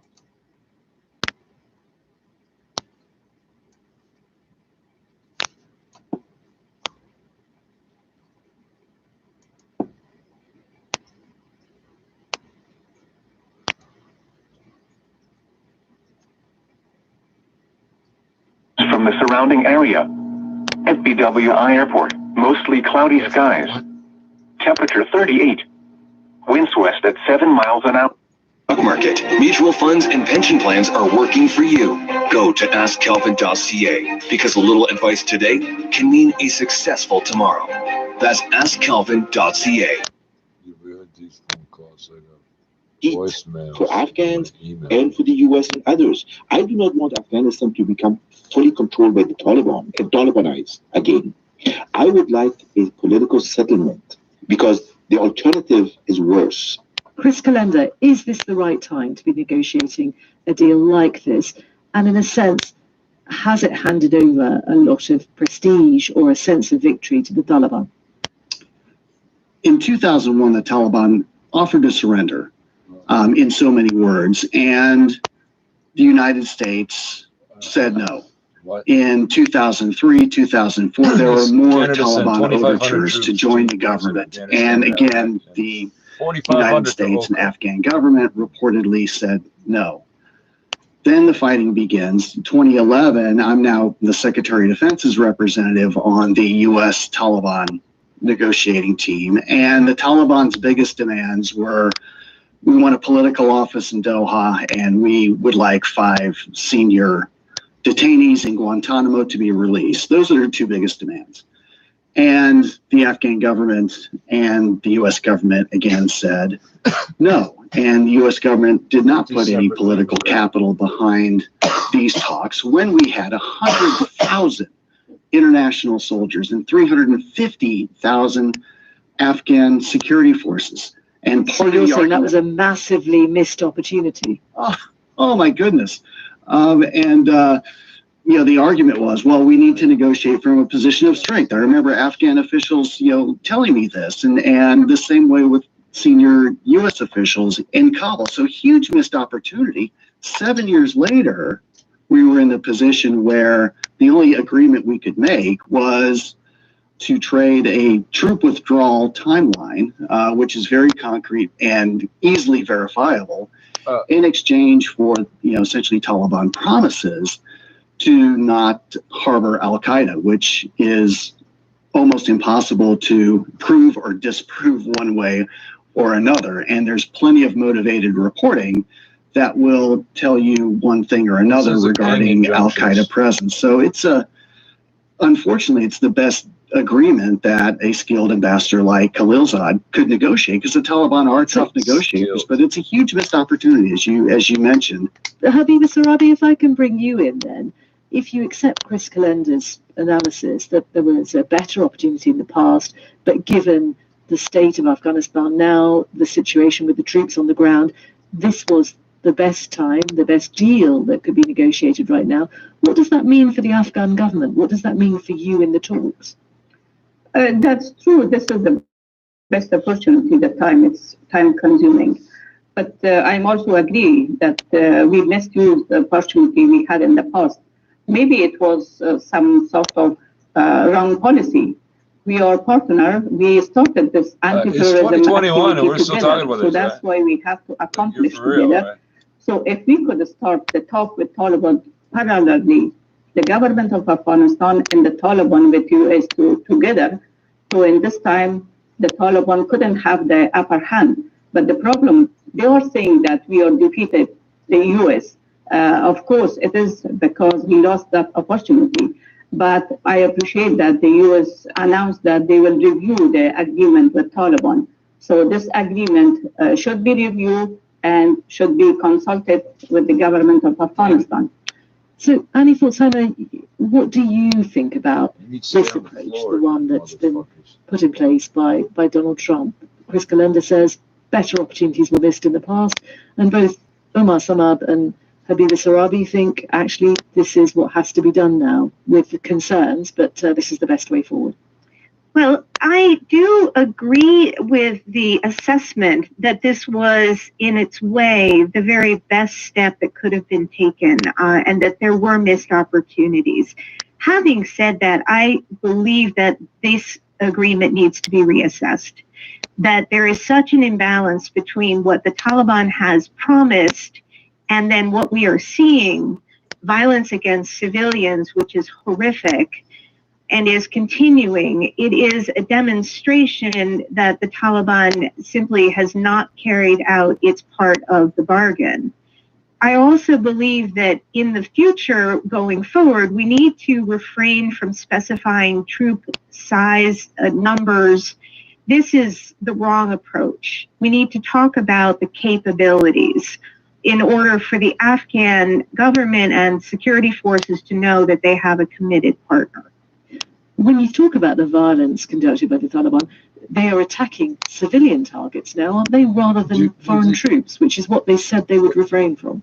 Wait, what? That they would refrain from allowing the activities of these other terrorist groups, and that they would not attack the U.S. and its allies. And I think that overall, the idea behind it was that there would be a control over the violence that the Taliban was responsible for and permitting. It wasn't us, it was the other And guy. in no way can we say Well, that they that's said that, going but it on now. wasn't us. It was them. We've That's what actually they said. got a little It's, voice from the back and forth Taliban. It's forever. from some time ago, a year ago, from September 2019, more than a year ago. The chief negotiator for the Afghan Taliban, Shehrbaz Mohammed Stanikizai, spoke to our chief international correspondent, Lise Doucette, and he insisted that the Taliban weren't responsible for the deaths of everyday Afghans. If you look at the report from the UN side, the majority of the casualties of the civilians are related to the Afghan and foreign forces in Afghanistan. Do you also have to take blame? And that because the foreign forces, most of them, they are their headquarters and their bases are in the cities and the villages and those areas where the civilians are living. They are not in the deserts, they are not in the mountains. We are trying our best, and it was strict order from our military side to the Mujahideen that they should not go to those targets which the civilians are more the things. But your fighters, and we've seen it ourselves on the ground, your fighters take shelter in Afghan homes. So you use the Afghan people as human shields. No, it is not true. It's not true that our people are getting shelter in the houses of the civilians, because the whole Afghan nation, they are fighting for the liberation of their country. So the whole Afghan nation is Mujahideen, and they are fighting against the occupation forces in Afghanistan. And instead, the foreign forces and the Kabul administration, they have bombarded hospitals, schools. There are hundreds of civilians which are killed by the air bombardment of the foreign forces. That's Shehrbaz Mohammed Stanikizai from the Afghan Taliban speaking in September 2019. Omar Samad, we talk about the Taliban, but how united are they? In the past, we've heard about factions, the Haqqani network, connections with Al-Qaeda. How unified is the Taliban? Well, before I answer that question, let me just say that the security situation and all these accusations of who's doing what is extremely murky. And there is no need to start a blame game at a time when we are seeking peace. As a diplomat, as a former diplomat, I think it's horrendous that we cannot talk about realities on the ground. Both sides are to blame for a certain amount of violence. And who are the both sides in that? The foreign forces and the Taliban? Who is the both sides? And the Afghan forces as well, who provoked. Then there's a blame game going on. The Taliban have done all those bad things.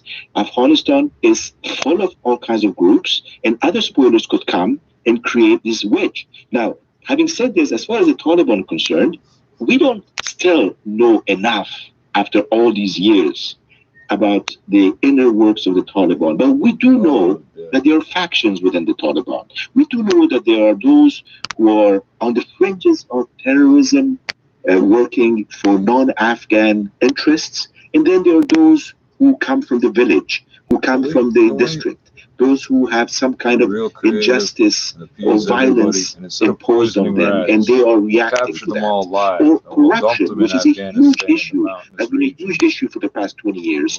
A lot of predatory corruption has actually turned a lot of people against the central government.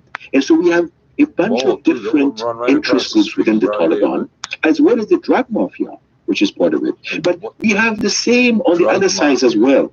We have a lot of predatory activity on all sides in Afghanistan. And so for people who are seeking peace and justice, I think that we need to change the narratives, and we need to have a new picture and a new vision for something that works better for Afghanistan and is reflective of what its people want.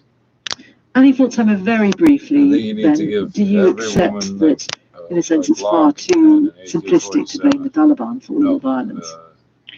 I think that's an incredibly important point, that spoilers exist on all sides. But I would emphasize that really does mean that the agreement has to be reassessed, because parts of it are secret, and we don't really know what the United States has signed on to and whether it truly reflects the reality on the ground. Well, let's pick up that very important point in this conversation in just a few minutes' time. We have to take a short break now. And a reminder, if you'd like to listen to past editions of the program, such as our discussion last week about the future of the Republican Party and American democracy after Donald Trump, you can do so via our website or your preferred podcast app. Just search for BBC The Real Story and hit subscribe. Distribution of the BBC World Service in the U.S. is supported by Indeed, committed to delivering quality candidates so businesses can focus on interviewing people with the skills they need. Learn more. Makes me feel so good. Meeting up with a few friends and neighbors, getting together with colleagues after work, attending a friend's wedding. All seem harmless, but these are the types of things contributing to a significant spike in COVID-19 cases in Ontario. Community spread is making more and more people sick, threatening to overwhelm our hospitals and putting all of us at risk. Vaccines will help protect us, but until they're widely available, we all need to follow public health advice and guidelines. That means staying home except for essential reasons, like buying groceries. Stay home, stay safe, save lives. Paid for by the Government of Ontario. If cancer were a place, Fuck off!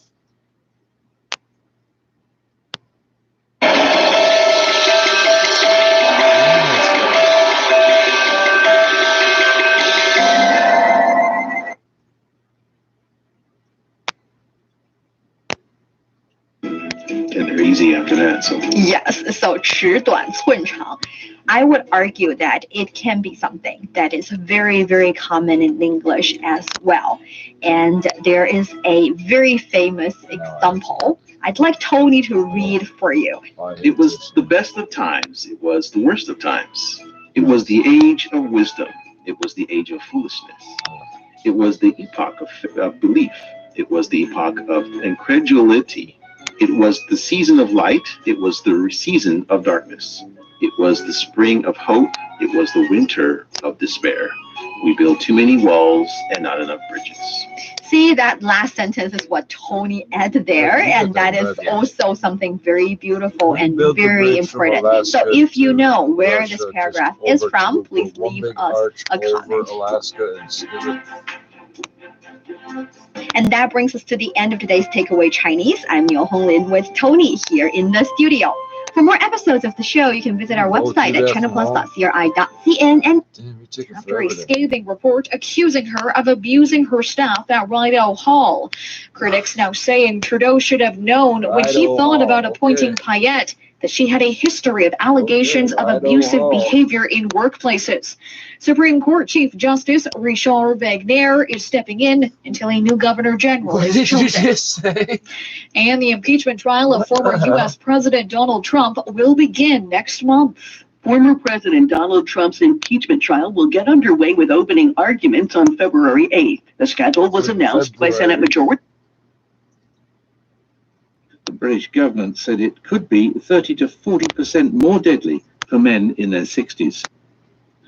Juan Guzman Tapia, the judge who led the first prosecution of former Chilean dictator General Augusto Pinochet, has died, aged 81. Judge Guzman investigated the killing of political prisoners following the coup that brought Pinochet to power. More than 50 environmental groups active in Brazil are accusing the government of Jair Bolsonaro of cutting spending on green issues to the lowest level this century. The new budget bill is due to come before lawmakers next month. BBC News. You're listening to The Real Story from the BBC World Service with me, Ridwan Shah. This week, we're looking at America's choices when it comes to Afghanistan. What are Afghanistan's choices when it comes to its future and negotiations with the Taliban? We're joined by the former Afghan ambassador, Omar Samad, currently a visiting senior fellow at the Atlantic Council, also by Habiba Sarabi, a negotiator from the Afghan Republic team. She's also a former Minister of Women's Affairs and a governor of Bamiyan Province. Chris Calenda is a former senior policy advisor in Afghanistan to the U.S. Army General Staff. Canadians are very fond of Queen Elizabeth and think she performed her role admirably. But then when you get to the more abstract question to Canadians about do you think that the head of state of Canada ought to be the British Crown, you often get a different response. That support is less strong.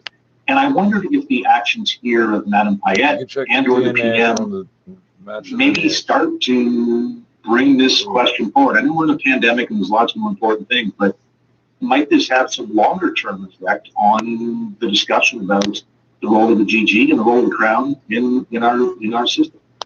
Well, there's an irony here, David, which is that here's somebody who you might imagine if we had a different way of selecting a purely Canadian head of state, eminent Canadian, maybe even elected, who knows? it doesn't get you around these types of problems when they do occur. There's no perfect system to ensure that whoever you name to these higher offices are going to fit with them very well. And voices quite are all frankly, if anything, the mechanism that we have in place currently does allow for removal of that person, or at least strong suggestion that they resign. Is that a monarchical problem? I don't think it's a monarchical problem. I think what we're talking about here is that in a parliamentary democracy, you tend to separate the head of state function from the head of government function. From the Supreme Court. The alternative is to try and go more for a presidential system, as we see, let's say, in the United States, where we accuse the head of state and head of government. But I think many Canadians might agree over the past 4 years that that comes with its own problems. So this isn't really a monarchy issue. It's more an issue of who do you appoint to these high offices of state, and what do you do to ensure that you get the right person? So that's Philip Lagasse. He's an associate professor at Carleton in Ottawa, and his expertise is Parliament and the Constitution. And that's some of the conversation we had with our chief political correspondent, David Egan. Don Davies, I've been looking forward to having him on all day. He's a Vancouver area member of Parliament, an NDPer, and Don Davies, you're always welcome on the show, but especially tonight, when the topic is, do we stay with the monarchy or do we become a republic? I know that you're not someone who only thinks about this week because of the Julie Payette debacle. It's something you've been thinking and talking about for quite some time. Well, that's right, Charles. It's always a pleasure to be with you. Yeah, you know, I think there was a lot of wisdom that has been said so far by your previous guests, and I agree that this is probably not the number one issue on Canadians' minds right now. But I think the recent events do present an opportunity for us to think about our democracy and to think about our country and how it develops. I don't think a democracy is a static concept. I think we have to be always growing and testing, and it's a bit organic. And I think it's a healthy thing for us to talk about how we're governing ourselves and to see what kind of changes we could make to make it more democratic, more responsible, or more keeping with the 21st century. And if we ask ourselves those questions, it's my view that the monarchy is a relic of a colonial past. I think it's played a very important role in our history and is very important in many ways. But I think that when you have an unelected head of state and you claim to be a democracy, there's a fundamental contradiction there that is worth exploring. So, Don, not to play devil's advocate here, just to look at what's going on in the minds of the public. Let's put aside the Julie Payette thing, because she's an anomaly. Most governors general aren't Julie Payettes, and I would feel wrong if I was disparaging everyone we've ever had serving in that post by saying, Julie Payettes. They were not. So let me go to Britain as an example. Isn't it fair to say that the Queen is a far more popular figure, the Queen who's unelected, Queen Elizabeth, is a far more popular figure than the elected Boris Johnson, who's the Prime Minister? I think the present Queen is probably more popular than almost any elected head of state in the world. And I think that complicates things because there is such widespread respect for Queen Elizabeth, who has, I think, served with unbelievable skill and grace. That there's, we've seen the best example of what our monarch can be, and I think it's important to acknowledge too, Charles, that in a constitutional monarchy, the monarchy brings a lot to a country. It brings stability, it brings tradition, it brings established pathways of solving issues. So it can't be thrown out lightly. One of my friends always tells me that the monarchy doesn't work in theory. We can pick holes in it, but it seems to work in practice. And I think I got to put the reins on here. I brought you on tonight to argue for the small R Republican side, and here you are supporting the monarchy. What? Well, okay, let me come to that. Well, there's a reason I think that it's been so resilient and so popular because I'll just say it's pretty tough to defend an appointed head of state, particularly one that takes their power through hereditary lines in a modern day democracy. Like, that's the fundamental problem that I can't get my head around. Sure, but that's the theoretical. Queen Elizabeth ends up, blowing it out of the water because she happens to be doing a good job, and people go, we like the fact that she's not elected, she's not partisan, she's not a politician. Exactly, and she's but a good monarch, even a great monarch, doesn't change those fundamental problems that I see, and that's why when I weigh everything against one another, I favor a republic if it were up to me, because in a democracy, I think we should be electing our head of state, and I think they should be accountable to people, and I think there's something fundamentally wrong about power passing through genetics as opposed to merit, and that's our present system. So I hope I've righted the ship here, Charles. I'm having fun with you, Don, because you're just being very honest and you're not being hyper about it, which is why I enjoy having you on the air, no matter what the issue. Look, let's face it, though, we can talk about theory, but it's practice, it's application that always matters most to people. They always attach a name. If this queen was sending Thomas More to the Tower and cutting his head off, Don Davies' case would be a lot easier tonight. Yeah, I agree. And, I think polls show that things could change pretty rapidly once the present queen is no longer with us.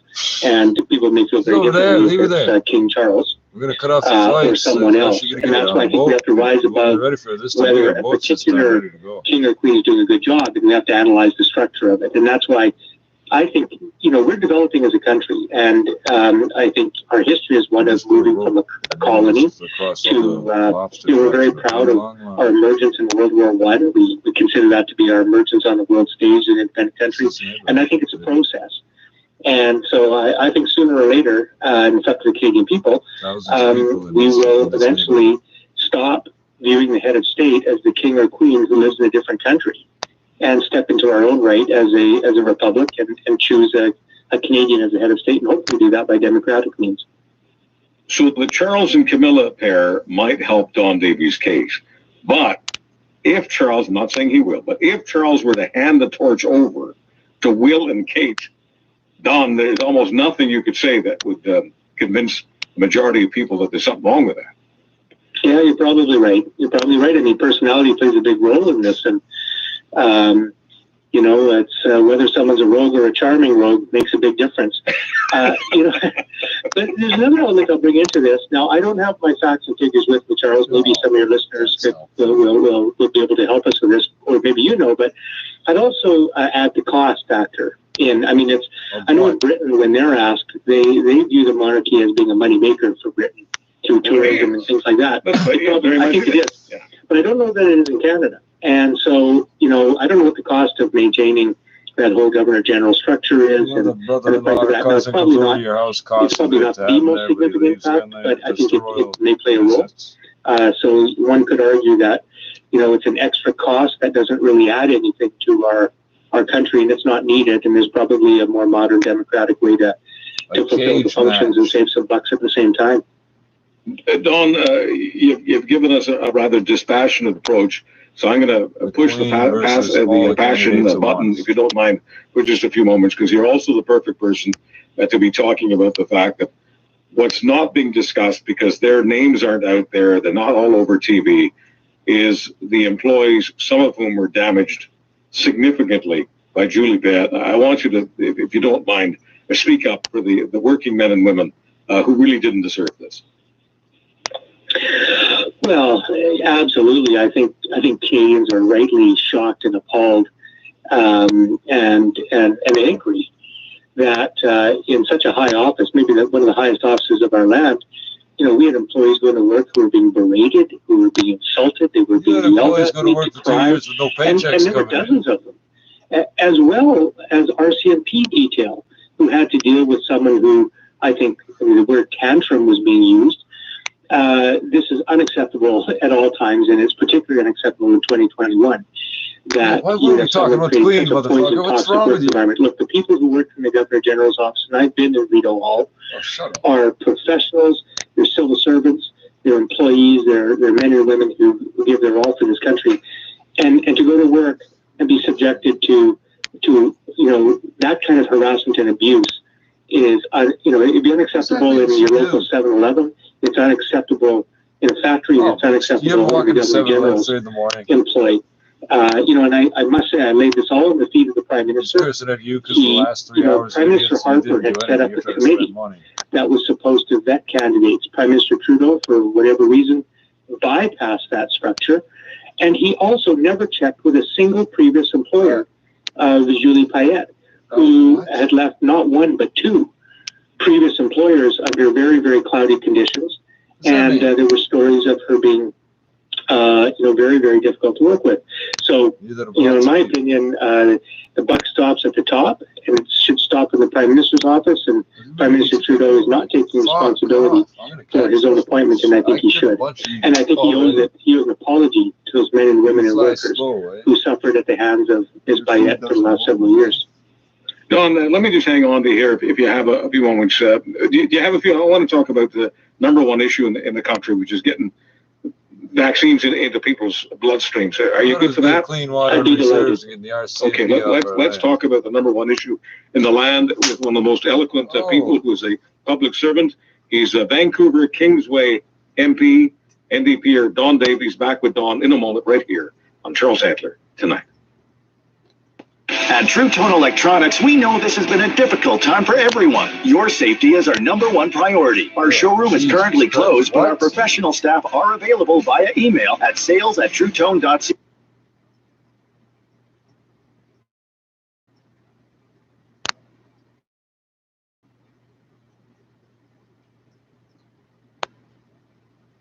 Take place in Istanbul on January 25th, and the Greek side agreed.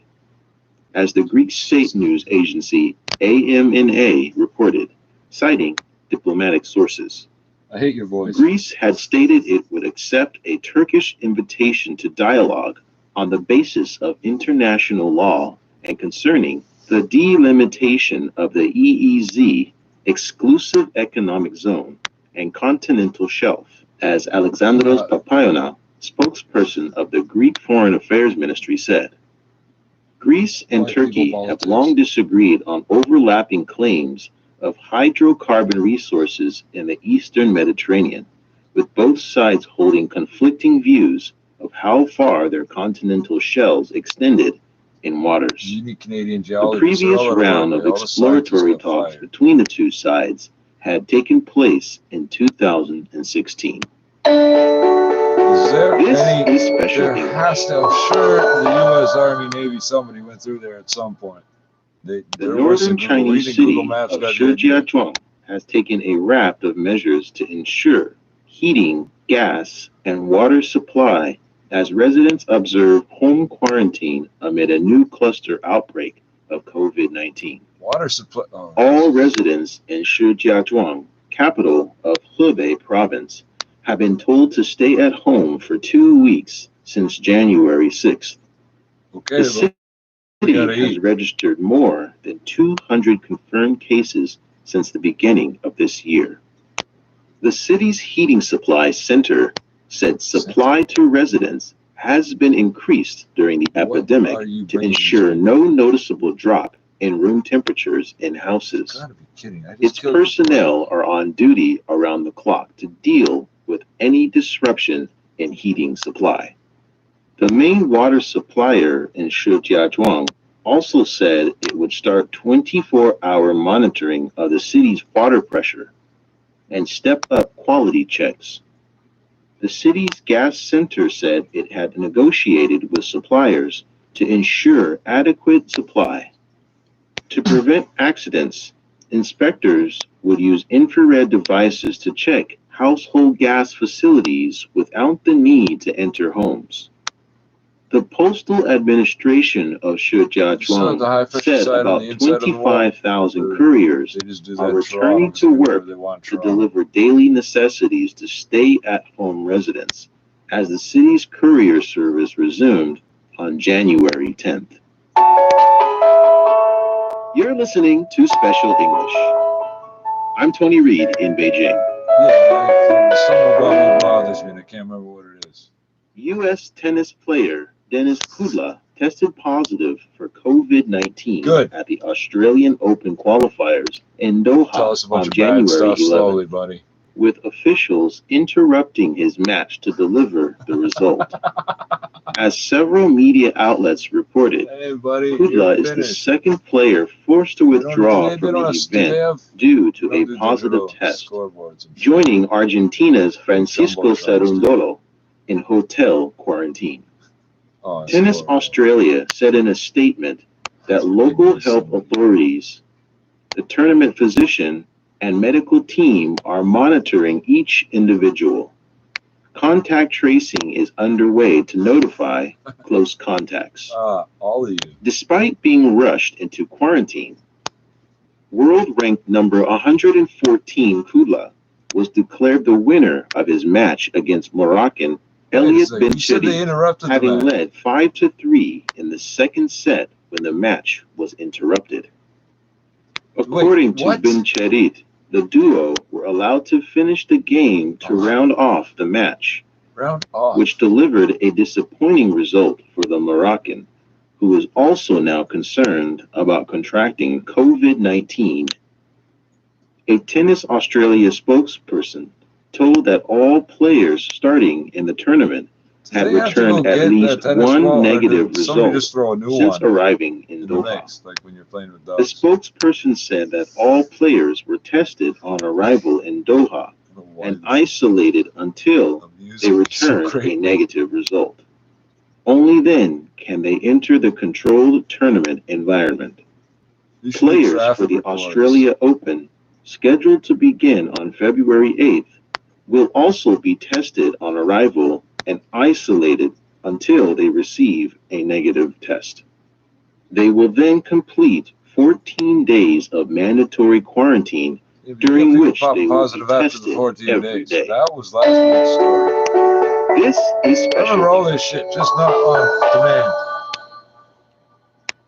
Was that sports or Two COVID? ancient tombs decorated with rare murals dating back to the Tang Dynasty have been discovered in northwest China's Shanxi province. The delicate paintings reflect scenes of Huron, tribesmen from the north, training horses and leading camels. The Shanxi Academy of Archaeology said that they were found in December at Buli village, some 40 kilometers from the provincial capital of Xi'an. Li Ming, a researcher with the academy, said according to the epitaph, a horse-taming Huron painting in one of the tombs is believed to be linked to the life of the tomb's owner, an official in charge of horses in the early Tang Dynasty. Li said the images of horses and hounds are very rare for tomb murals in the Tang Dynasty period, noting that the vivid humans and animals depicted are well preserved.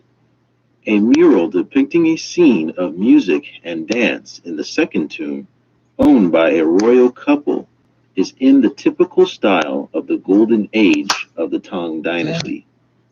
Li added that the discovery of the two tombs has provided new materials for the study of mural and social customs at that time. You're listening to Special English. I'm Tony Reed in Beijing. You're familiar with English news presenting in this mode. Yeah, what? I just have to hear dumb people argue dumb shit. Oh, we're almost.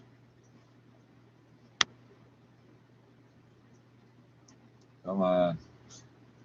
What happened?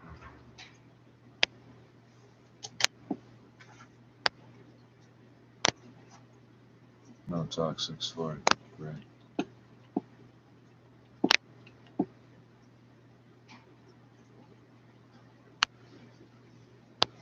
Damn.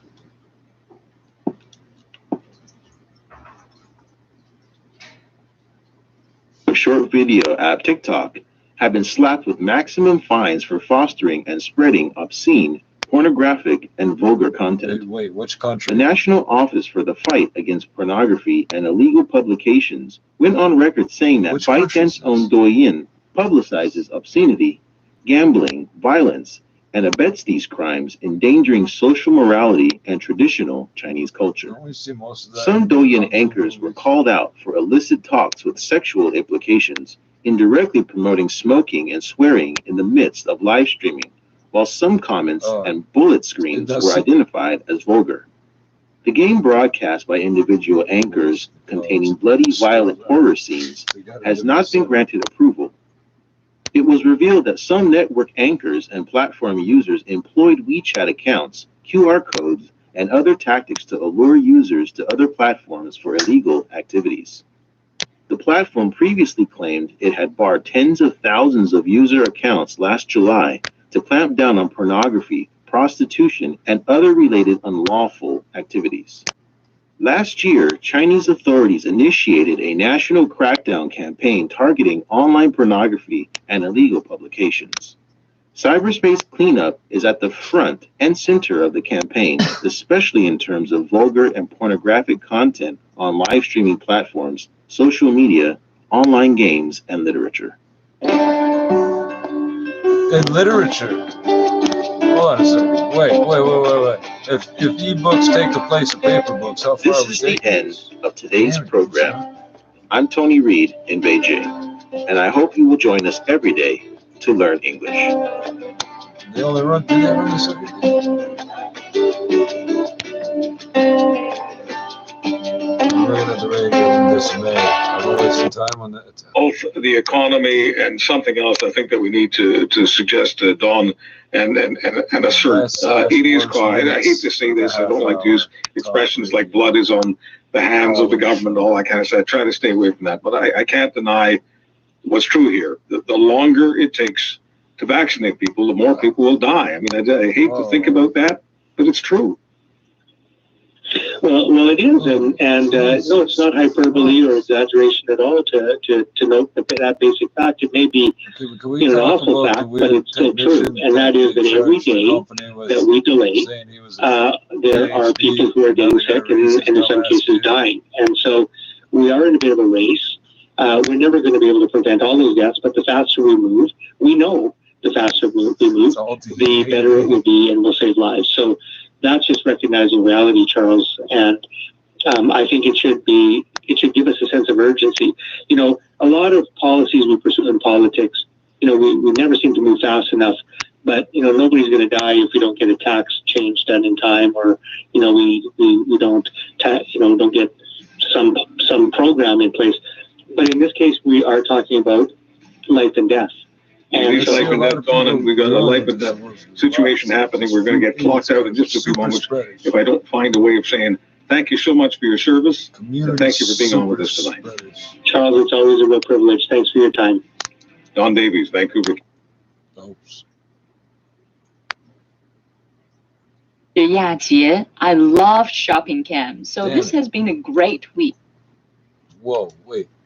Going for the big deal, we should take this step by step, confidence building measures, and begin to address some of these questions that I think everybody has raised. And if we take a more step by step process to negotiations both between the Afghan government and the Taliban, as well as Afghanistan and its regional neighbors, then I think you've got the opportunity for a durable and sustainable peace where Afghanistan is at peace with itself and its neighbors, and women's rights are protected. And you have a government that's working of the people, by the people, for the people, so to speak. Some optimism there. Habiba Sarabi, do you feel optimistic about where Afghanistan will be in 20 years' time? I do have this hope that we can resolve this problem. We can sit together with Taliban and find the right solution, that the future of Afghanistan will not be even for the terrorism. The Afghan people can live in a prosperous and freedom, and every man and woman of Afghanistan can have their voice, and every Afghan citizen should raise their voice and can account as an equal citizen of Afghanistan. Thank you very much. Well, there's some fairly optimistic projections for the future. we'll have to wait and see. That is it for this week on The Real Story. Thank you very much to all our guests, to Habiba Sarabi, to Chris Kalenda, Annie Fortzheimer, and if you have any suggestions for future deep dive topics you think we should cover on the program, you can find me on Twitter. I'm @Ritula, that's RITULA. But for this week, from me, Ritula Shah, and the whole team, that's The Real Story. Thank you for your company, and do join us again next time. Tell us about your shopping trip. Or not. 这都打折。这些 all these commodities. 这些 like gold. I means fucking all. hate you. 打折 means on sale or sell at discount. 打折。这些都打折。这些都打折。All these are on sale. Or math, science, physics. 这些商品都打折。打几折？ 7折。Cam, now it's time to empty your wallet. You may hear the salesperson say, 请到款台交钱. 请到款台交钱. So what does that mean? It means, please pay at the cashiers. I see. So it's not free. 请 means please. 到 to go to. 到 款台 the cashiers. 款台 交钱 to pay for it. Right now it's time for our question of the day. How do you say, can you wrap it up for me in Chinese? Now it's time for us to wrap up today's show. See you tomorrow. See you later.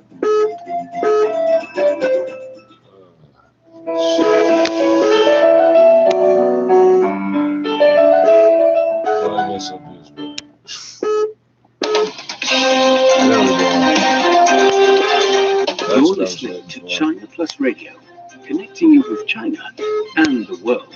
Damn it, I had like 2 minutes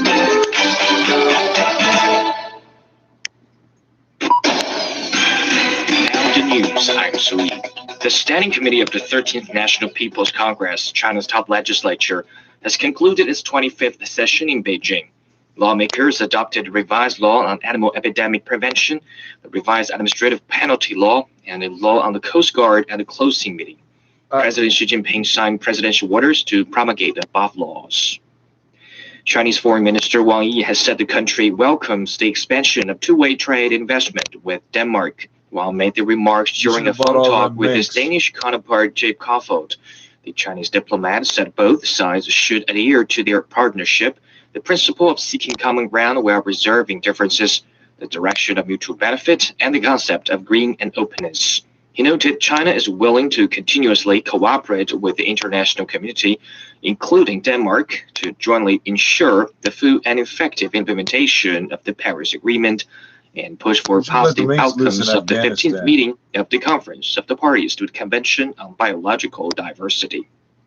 The U.S. Senate will start former President Donald Trump's impeachment trial during the week of February the 8th. Senate Majority Leader Charles Schumer said both the House managers and the defense will have a period of time to draft their legal briefs, just as they did in previous trials.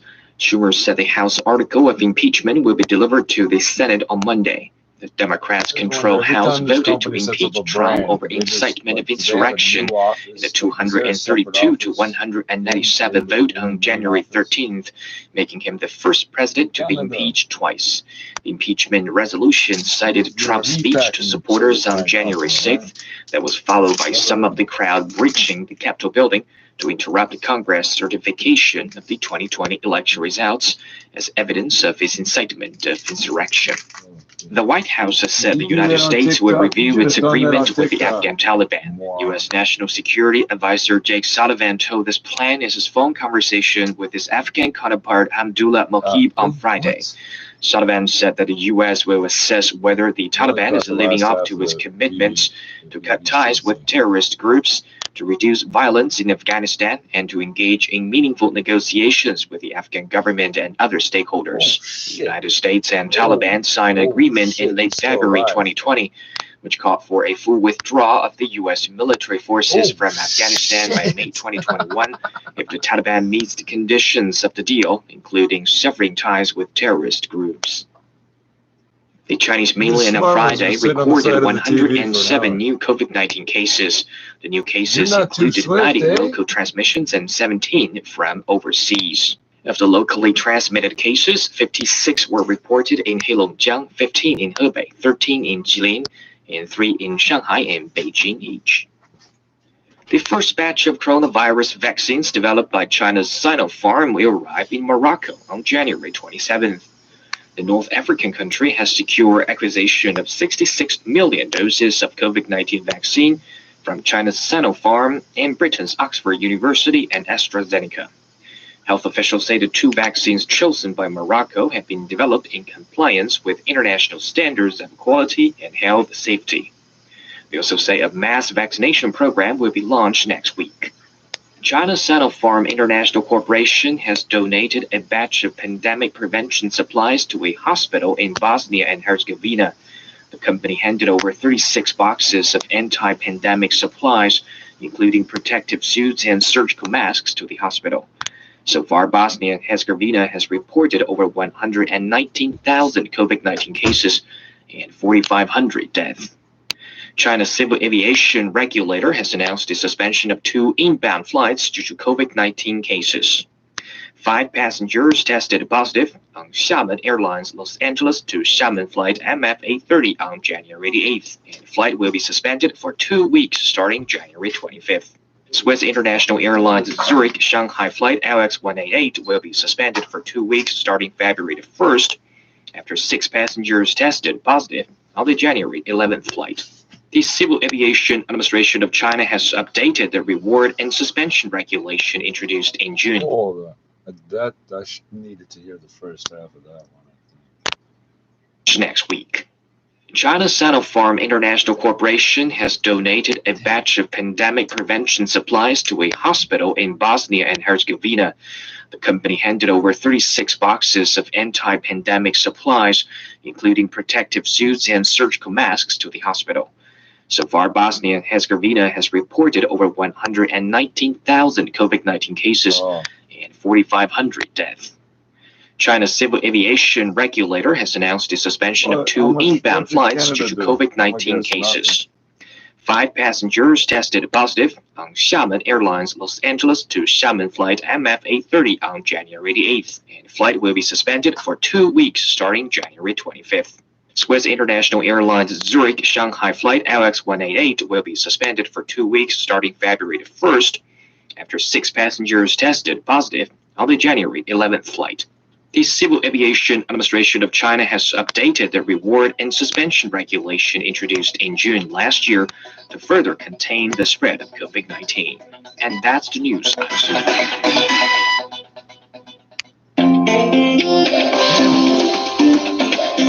China Plus and WFMT Radio Network jointly present The Jazz Show. Beijing is Professor Wang Yiwei from Renmin University, and from Washington, D.C., Michael O'Hanlon, Senior Fellow at the Brookings Institution. Also in Washington, Jim Spellman, my former colleague at CGTN America, joining us in Washington. Jim, let me go to you first. A new day, a new president, and many hope that this is a new direction for America. Tell us the mood there, and also the executive orders that Biden has signed. Right. So Inauguration Day is always a fun and frankly fairly easy day in most presidencies. There's a lot of calls from Joe Biden for unity, and there seems to be a receptive audience for that around the country and here in Washington, even perhaps on Capitol Hill. But nobody is under any illusion that this will be easy. Priority number one will, of course, be dealing with COVID-19, both the public health aspects, which are key to moving forward, and, of course, the economic fallout as well. So we had this number of executive actions that you mentioned. Today will be all about COVID-19. Joe Biden will meet with his COVID response team. We expect perhaps more executive actions about COVID-19. We expect Joe Biden to use the Defense Production Act to pressure U.S. companies to begin making more of the goods that are needed to ramp up this vaccine program.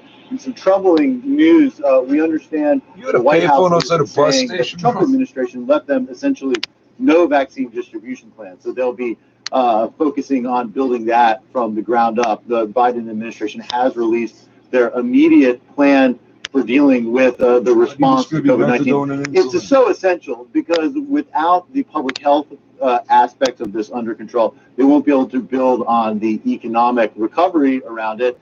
They need to do that even really before, say, re-engaging with China, because the Biden administration will want to be in a stronger position.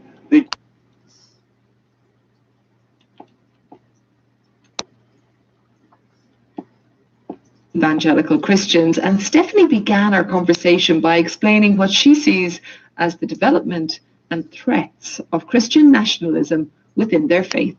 Christian nationalism is sort of this blended faith where people, have this very Christian belief, and yet it's somehow very closely tied to faith in our country. Markers of Christian nationalism, I've come to know now, are things like, inside of your church having an American flag and also having something called the Christian flag. I've heard so many stories from friends, especially recently, about growing up and attending church youth events where they would pledge allegiance to the American flag and then pledge allegiance to the Christian flag in that order. So it's very interesting that so much of American evangelicalism is tied up in this concept of loving your country, America being a Christian nation, this moral foundation for government and things like that, when in reality, those things are not biblical. You bring up so many interesting aspects, and Sarah, you probably want to come in on this as well. I want to look back to January 6th. There is a claim made by other evangelicals, I should also say, that some of the crowds that gathered to storm the Capitol building, many of them were evangelicals. There was a lot of symbolism, actually. It's interesting you bring that up, Stephanie, about Jesus saves or perhaps about Christianity. Yeah. I mean, when you saw what happened there, and maybe I'll turn to you first, Sarah, how are you processing that? That was a difficult day, seeing Jesus Save signs and oversized Jesus 2020 banners, a large cross in the crowd. Just saw a video yesterday of people that broke into the chamber praying. It was really a breaking point for many. It's worth noting that after the event, several conservative evangelical leaders spoke out against the display. So it really feels like it was a defining moment where many leadership that maybe was pro-Trump has started to break away. We know Christianity began in the Middle East. It's to prioritize that content. And it's a content that wins out, if you will. And this doesn't even necessarily have to involve any human direction. Simply by nature of the fact that these companies have access to so much data and can undertake simple A/B experiments on their users at a mass scale, that content rises to the surface. Now, the problem here is that it produces, on a system-wide level, the kind of toxic mess that we see around public discourse and the polarization that we've been experiencing in recent years when it comes to public opinion and people's beliefs and the spread of disinformation and misinformation. On top of that, you have the fact that this environment is perfectly suited for those malicious actors that want to sow chaos, cause confusion, and undermine systems of accountability. You can't imagine a more perfect... Radio got the Sam Dumpting. Where's Sergeant Prest 10? Those are different people in the U.S. Michael in Washington, D.C., let me go to you. Do you agree that there has been a readily made consensus on the fact that China is an enemy, adversary, that Washington needs to unite and deal with? Well, two things. First of all, I think the best clues we have so far about the Biden team's thinking come from the congressional testimony for confirmation 2 days ago of Tony Blinken, the incoming expected Secretary of State. And as I'm sure you noticed, Blinken was pretty tough on China, and he was willing to agree with certain Trump-era policies. So that's point one. However, point two is we know the Biden team will look for a much different approach towards China, in the sense that even if the Biden team recognizes that previous kinds of policies didn't quite achieve the outcomes we wanted, and that some kind of a tougher approach towards China is needed, the Biden team will be more nuanced, more... Okay, where are we? This is specific, CRI. God damn. Less... is that it's for power. And I come to that conclusion because, nothing about his personality, nothing about his rhetoric ever moderated or changed. She and her sister's 4 children lived in a 5-room stucco house just off Exposition Boulevard. We got there shortly after Miss Marin returned home from her job. Her 2 older nephews were out in front cutting the lawn. She showed us into a neatly kept living room where we interviewed her. She was a plain-looking woman, brown hair, gray eyes. She showed little concern about her sister's disappearance. I gave up trying to keep track of her a long time ago, Sergeant. I haven't any idea where she's gone. I used to worry about her. I don't anymore. Well, how about that purse of hers that was found this afternoon, Miss Marin? Wouldn't you say that makes it a little unusual this time? I don't think so. She loses things all the time. I don't know what she does when she goes off on those things. I don't want to know. Gets drunk and does a lot of fooling around, I suppose. She's lost 2 or 3 purses the same way. What about last Tuesday, the night she disappeared? You notice if she'd been drinking then? Yeah, I got the idea she'd had a couple of highballs before she came over. She wasn't drunk, but she wasn't feeling any pain. I'll say, would you excuse me? I want to yell at the kids out there. Yes, ma'am. She's drunk. Frank! Drunk. Frank, that's enough of that playing around out there. Let's get started digging that lawnmower, huh? Amputating a leg. Okay, just trying out a new system. Almost half done now. You better hurry it up. You still got the backyard to do, remember? Yeah, okay. Only good thing that came out of that, married Sergeant, those kids out there. Yes, ma'am. There's 2 more besides Frank and Bobby, the girls, my nieces. One's 9, one's 7. Mm-hmm. Marvelous kids. Girls are just as pretty as pictures. I'm glad I have a chance to take care of them. I guess I just like kids. Can't understand it when people don't appreciate them. I don't have a family of my own. Oh, I see. Miss Marin, when you were with your sister last Tuesday night, you say she didn't mention anything at all about taking that trip out of town? No, just the opposite. Like I told you. She said she was moving out of her apartment into a new place. That's why she needed the money. Mm-hmm. Well, what's the story about this money your sister came to pick up, Miss Marin? I don't think I quite got that clear. Well, we had this baby grand piano that my mother gave Rose and me just before she died. Kids have been sick the last couple of months, one thing and another. I needed a little money to catch up on some doctor bills, so I sold the piano. I hated to do it, but the bills had to be paid. Mm-hmm. Well, Rose found out about it somehow, and she wanted half of the money I got for the piano. She wanted the money for herself. Can you imagine that? She wasn't even willing to pay for her own kids' doctor bills. It'd be different if I was charging her to take care of the kids. I just do it because I like them. Mm-hmm, I see. Well, anyway, she found out about it, and I had to split the check with her. The whole thing was for $400. I understand your sister got the check cashed that night, that correct? Yeah, that's right. It was 8 o'clock at night, but Rose said she knew somebody who'd cash it. She wanted the money that night.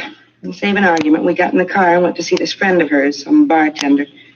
He couldn't cash the thing, so Rose took the car and went out to look up another friend she thought would cash it. I didn't want to go chasing all over town with her, so I stayed at this bar and had a beer. Mm-hmm. And that's the last time you saw your sister, is it? Yes, I waited a couple of hours, and then I walked home. And 2 blocks from the house, I saw my car pull up the curb, right on Exposition Boulevard. Car keys were in the glove compartment. $200 in cash right under them. No sign of Rose, though. Well, what time was it when you got back to the house, you remember? It was after 11. Close to 11:30, I think. I went right to bed. And since that time, you've had no indication where your sister might have gone, no phone calls, no letters, no word from one of her friends who might have seen her? No, not a thing. She's in trouble. You can understand why. It's been coming for a long time. Last 5 years, going downhill all the time. She's no good, Sergeant. I don't know how it happened. Just no good at all. Thank you very much, Miss Marin. Thank you, ma'am. Oh, not at all. No trouble. Yes, I better get dinner started for the kids. Well, if you hear anything about your sister, we'd appreciate it if you'd give us a call. Yes, all right. It's going to be the same old story. Same thing all over again. You can bet on it. Ma'am? She'll come back when the money's gone. 5:15 p.m. Ed and I drove back downtown and went directly to the crime lab. The missing woman's purse, which had been found in the vacant lot out in Hollywood, had been examined thoroughly. They'd found nothing that would provide us with a new lead. We checked communications, but there was still no answer to the APB we'd gotten out on Fred Lyons, the man who'd worked with Rose Baker and who dropped from sight the same day she did. 5:30 p.m. We got back to the squad room. Hi, Brian. You just get back? Yeah. You get the word? No, what's that? Mrs. Baker, they just found her body.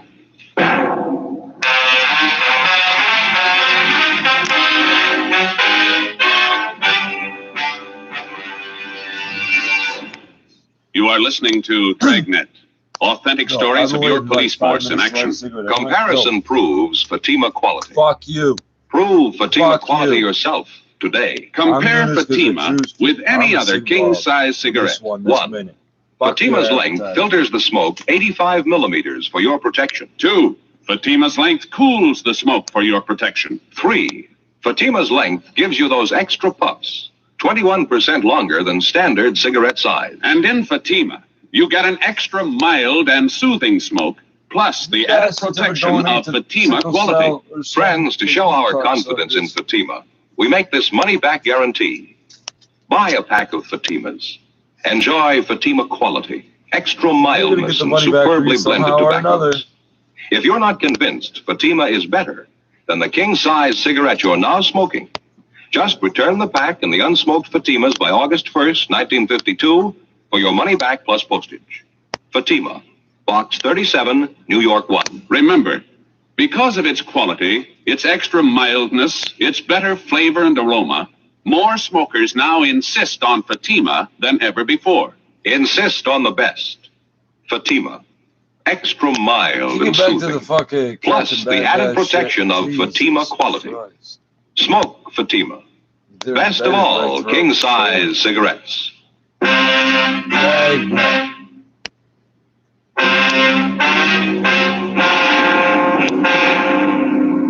June 3rd, Monday, 6 p.m. The body of 38-year-old Rose Baker had been discovered in the Hollywood Hills area. Approximately 3/4 of a mile from the intersection of Mulholland Drive and Oak Knoll Terrace, a dirt road branched off to the left of Mulholland and wound about 300 yards down the hill to a dead-end stop. Just below the guardrail, which circled the edge of the road, there were 2 eucalyptus trees. They overlooked a deep ravine covered with scrub oak and patches of laurel. Halfway down one slope of the ravine, they found the body of the missing woman. There were 2 bullet holes in the left side of the skull. There was another one at the base of the throat. In her clenched right hand, there was a 50-cent piece. The immediate area surrounding the body had been roped off, and Lieutenant Lee Jones and the crime lab crew were making their preliminary investigation. There was no sign of the murder weapon. The coroner arrived, and when the preliminary investigation was completed, the body was taken downtown to the county morgue. All clothing and personal effects were removed from the body and sent to the crime lab for detailed examination. Rose Baker's sister, Bernice Marin, was brought to the county morgue and identified the body. A few minutes after 10 o'clock that night, Ed and I got back to the office. I got it. Homicide, Friday. Is it Sergeant Friday? Yes, sir, that's right. This is Carl Shelton, Sergeant. You were out to talk to me this morning, you remember? Oh, yeah, Shelton. I heard about Rosie just a couple minutes ago. I got to talk to you, Sergeant. There's something I got to tell you. Was that so? Do you want to tell me now? Well, I don't want to tell you on the phone. I'll drive in to see you. I'll leave right now. Well, yeah, all right. Do you mind telling me what it's about? Yeah, I know who killed Rosie. 11:08 p.m. Carl Shelton arrived at the office. Ed and I took him down the hall to the interrogation room where he gave us his story. He told us, first of all, that he was well acquainted with most of the regular customers at the tavern where Rose Baker and her sister had first stopped to cash the $400 check. He told us one of these people, a Leroy Hansen, had contacted him after he read in the morning paper about Mrs. Baker's murder. I've known Leroy at least 4 or 5 years. Used to work with him. He wouldn't lie to me.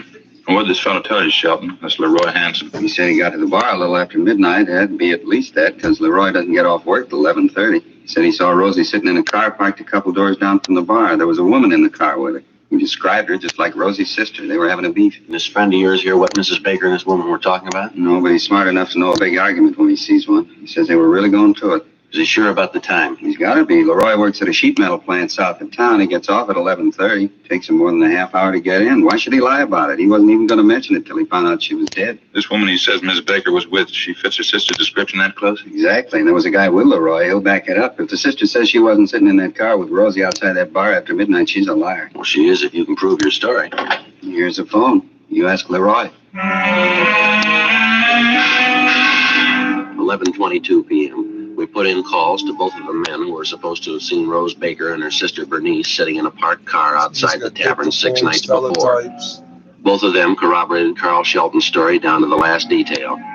They were especially certain about the time. Bernice Marin told us that on the night her sister Rose disappeared, she hadn't seen her after 9:15 p.m.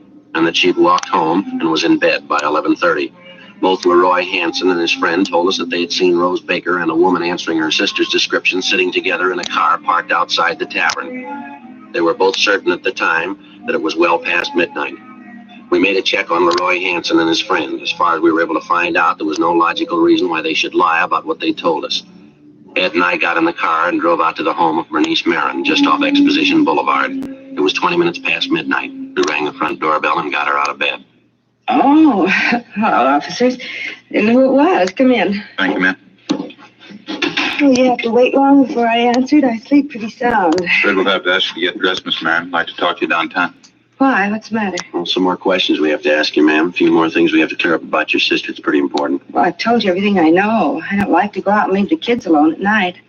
What is it you want to ask me about? Well, you told us the last time you saw your sister was about 9:15 last Tuesday night, Miss Marin. Yes, that's right. We've got a couple of people who claim they saw you with your sister after midnight Tuesday. You were sitting with her in your car parked outside the tavern. You're having an argument with her. At least 2 people saw you, and they'll swear to that. No, that couldn't be right. They claim it is? They say it was after midnight and they saw me with Rose? Yes, ma'am, that's what they say. And you believe it? You believe it was me? Yes, ma'am, we do. You think I killed Rose, is that it? Yes, ma'am, we think so. How about it, Miss Marin? It'll take me a minute to get my clothes on. I want to talk to the oldest boy, my nephew Frank. Would it be all right? Well, I'll have to go along with you. All right. This way, down the hall. In here. I don't want to wake the other kids if I can help it. All right.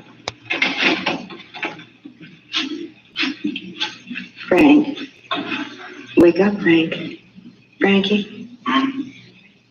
What do you want, Bernice? I hate to wake you up, Frankie. I'm going to have to go downtown tonight. I'm leaving now. In case I'm not here when you and the kids get up, I want you to take care of everything, all right, honey? Yeah, okay. What do you have to go downtown for? Well, it's something about your mother, Frank. It might take a little time. You see the girls get off for school on time in the morning, won't you? Bobby, too. The sandwiches are all made. They're in the icebox. All you have to do is put them in a paper sack, all right? Yeah, okay. Why do you have to go now? Can't you wait until tomorrow? No, I'm afraid not, honey. You take care of everything, huh? Make sure all the doors are locked. And don't forget to feed the dog. No, I won't forget. What's the matter? Is there anything wrong? No, of course not. Now, if something happens so I can't get back tomorrow, I'll call you on the phone, all right? Yeah, okay. You be sure and call, huh? I'll call you, honey. Go to sleep now. It'll be all right. You get some sleep. Good night, Frankie. Yeah, okay. Good night. I'm sorry to keep you waiting. I had to tell Frank what to do. The kids wouldn't understand. I mean, if they woke up and didn't find me here. Yes, ma'am. What'd you do with the murder gun, Miss Marin? Out in the garage, I'll show you. I had her 4 kids to raise. It's not easy. You know what it costs to feed them, put clothes on their back? It's not the kids I minded. They're wonderful. I love every one of them. I'm glad to get the chance to raise them. Never married myself. Never had any of my own. Mm-hmm. Hasn't been easy at all. Working all day, coming home, cooking for them, doing the wash, trying to keep the house clean. Rose never gave me a dime to pay a bill for her own kids, too. She gave us nothing, and she tried to take everything, tried to bleed me for my last dollar. She cashed the check that night and said she was going to keep all the money. I couldn't stand anymore. We argued, and I killed her. Yeah, well, I'm sorry, ma'am. We'll have to go. Yes, all right. What'll I do, Sergeant? What'll I say? I advise you to tell the truth. You'll get a fair trial. I know that. It's not what I mean. What do you mean? Inside there, what am I going to say? How'll I explain it? Ma'am? The kids. How do you tell 4 kids you killed their mother? The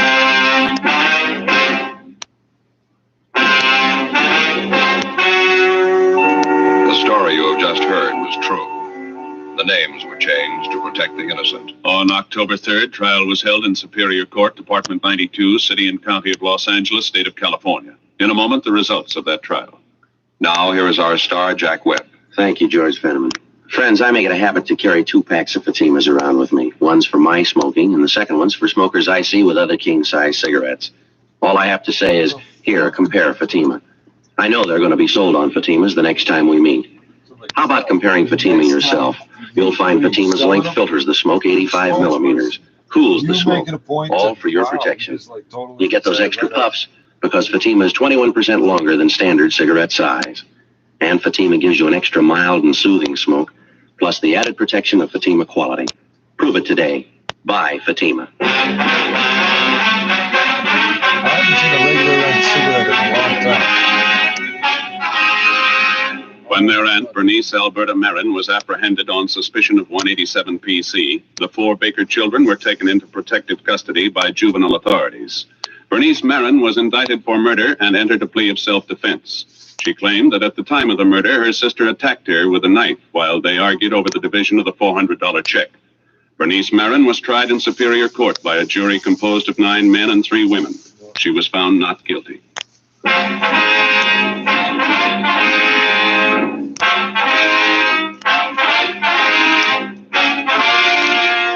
You have just heard Dragnet, a series of authentic cases from official files. Technical advice. And you've been listening to BBC OS Conversations. President Biden called for unity. Different model to U.S. monopoly capitalism, or what we would call neoliberalism.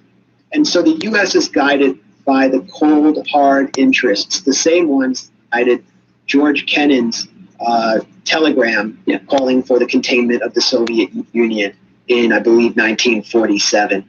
But the way that the hybrid war on China is marketed to the U.S. public is in terms of values that different sectors and demographics of the U.S. public can recognize. So to workers in the Rust Belt who support Trump, China's taking your jobs, not the oligarchy decided to ship your jobs away instead of keeping them here. And the value of peace, the same value that John F. Kennedy espoused in his 1963 speech at American University, in which he called for an end to the Cold War, for putting this fire out before it spread and ended humanity in a nuclear holocaust, while he was engaged in quiet dialogue and diplomacy with Nikita Khrushchev. That spirit of peace has been completely subsumed and buried in all of this hysteria about the need to counter China.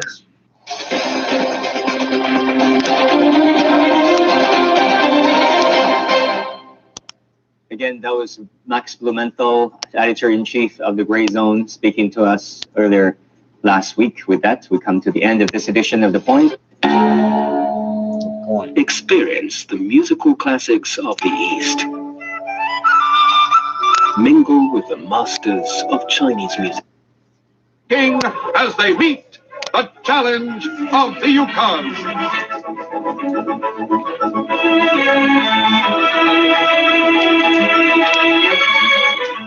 That the character. Here's the breakfast I really go for. He's enjoying his Quaker puffed wheat. Looks good, too. It is good. Right, Billy. And so is Quaker puffed rice.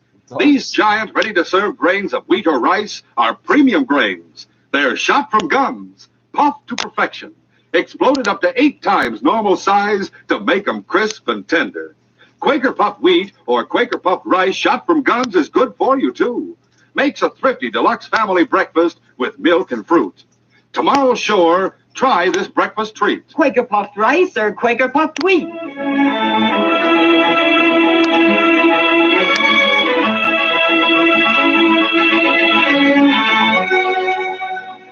Stella Adams was one of the first women to reach the Yukon soon after the electrifying cry of gold rang round the world.